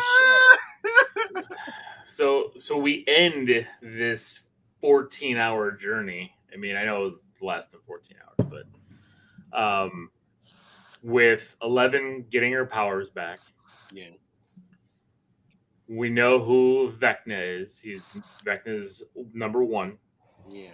Vecna's Victor Creel's son, who started all this shit way back when in the 50s. We get Nancy stuck in the Upside Down. We don't know if Steve's there with her. Well, Steve is there with her because she was possessed. Remember, Steve was trying to wake her up, and her eyes were flipped back because she's in the Upside Down, and like possessed. Like but is in her head. But Steve's not in the Upside Down. Steve's in. Is Steve in the Upside Down? Yeah, he didn't leave. He didn't leave. He didn't leave. Nancy was. Oh yeah. Eddie and Robin left. So they're looking up through the ceiling. They're all going to go back through. You know, they're all going to go back through. Those other fools are still in Utah, or they're leaving Utah, going who knows. That was the one storyline that I was just like, what the fuck is the point? Like yeah, they met up with Susie. They found this IP address for the internet. Like it's all shit that we know about now, but like in the 80s, that was like high science. But Joyce got they Hopper. Didn't do anything. Joyce got Hopper, but I don't even know how they're going to get out of Russia. They're going to go back. They're going to go back through fucking. They got to go back to that Demigorgon. They're not just going to leave a Demigorgon in fucking Russia. They got to kill that. Hey, Hopper fucking put in the work with that fucking Demogorgon. No, he killed the Demogorgon. Remember, he threw a spear right in his face. That thing is not dead. That thing is not dead. He fucking caught the spear. He was fucking roaring as the doors shut. That Demogorgon is not fucking dead. That Demogorgon is fucking badass. You know what else? Yeah, he's the white Demogorgon. So he's like Power Rangers. He's like the White Ranger. He's the white Demogorgon. He's fucking extra strong. You know what else that Demogorgon is? He's pissed. That Demogorgon is fucking angry as shit right now. Demogorgon, I didn't even know his Demogorgon was that big, but the way that motherfucker came out, he was like swooping motherfuckers down. I was like, damn. I was like, he's a champ. So, you know what else? I love Murray and his karate. Yo, Murray's karate was on point. Murray fucking wrecked Yuri. Okay. Murray was and a whole bunch of other people too in that Russian prison. Oh, he fucked them up, didn't he? Murray was fucking the business. Hey, but the real shit is that's just a lieutenant. Who the fuck is the big boss? Yeah, we haven't seen the big boss of the Russian prison yet. Yeah. Yeah, No. They're saying overall of the upside down. Well, it's the lieutenant of the Mind Flayer because they didn't kill the Mind Flayer. No, the Mind Flayer is still the main bad. No, I want to know what he looks like. I gotta know. No, season 3. He's got to look different. He's got to be bigger than that. It's got to be just better. Hey, you know what was fucking nasty was when Hopper got his fucking ankle all busted up and fucking tried to put that ring around his foot. Shit, and his fucking foot was all split and all that shit. Look, there's Carlos. He's talking about it. Like that shit was fucked up and nasty. But then they kept showing him running around. I'm like, yo, not only do you not have shoes on the snow, you got a busted ass fucking leg. Like, how are you hopping fences and shit? Like, what's going on? I wouldn't did none of that. Yeah, it's crazy. So, all right. Well, I did like that Victor Creel's son turned out like he's because the season starts off with us thinking that 11 killed 1 through 10. Kids, yeah. I mean, it was terrible. It was just like dead children everywhere. And then you find out at the end. I didn't think they were going to do an Anakin on her, but well, no, I thought for sure like you're not going to let me hate 11 like that. Like you can't do that. You find out that Victor Creel's son, number 1, killed all the other kids and wanted 11 to join with him to take over the world. That motherfucker looked crazy and sadistic and shit. And she fucking blasted his ass and Freddy Kruegered him into the upside down. And he becomes, I love that shot where like you see him flying through the air and getting blasted with lightning. And then it cuts to fucking Vecna. And then you see the vines wrapping around his arm and it shows the 001. I was like, ooh, fuck. Yeah. So good. It's good. Fuck, it's so good. Stranger Things, Season 4, Volume 1, Hero. To wait till July to get the next 2 episodes, which are going to be about another 5 hours of entertainment. July 1st, and Chapter 8 is called Papa. And Chapter 9 is called The Piggyback. So we'll see what that means. The Piggyback. Thank you, Papa. Papa. So weird. Yeah, that shit was fucked up when they had those kids fucking fighting each other with blindfolds and shit, trying to push each other out of the circle. That was fucked up. They had some push shit going on. That little boy number 2 is a piece of shit, fucking wrecking everybody. Yo, but there's another one missing though, right? Which one was that from season 2? Number 8. She wasn't in this whole thing. Number 8 wasn't there at all. Wasn't there at all. I think she got out earlier. Remember, they said that she got out. I'm curious if she comes back though. I'd like to see her come back. It's crazy because at one point I heard Papa say, or Matthew Modine say, like, number 12, open the door, and I was like, ooh, there's somebody after 11. There's so many more kids, but then of course they all die in the lab. Yeah. So interesting. It was amazing. It was absolutely 100% the highest of heroes. It was so fucking good. Yeah, highest of heroes. It's for sure. So it's unbelievable. Definitely a hero. So, all right, what high hero week? It is, except for Gorr. All right, that's it for tonight. This is Lil. This is Sean. And this is Steven. Until next week, everybody, keep it geeky.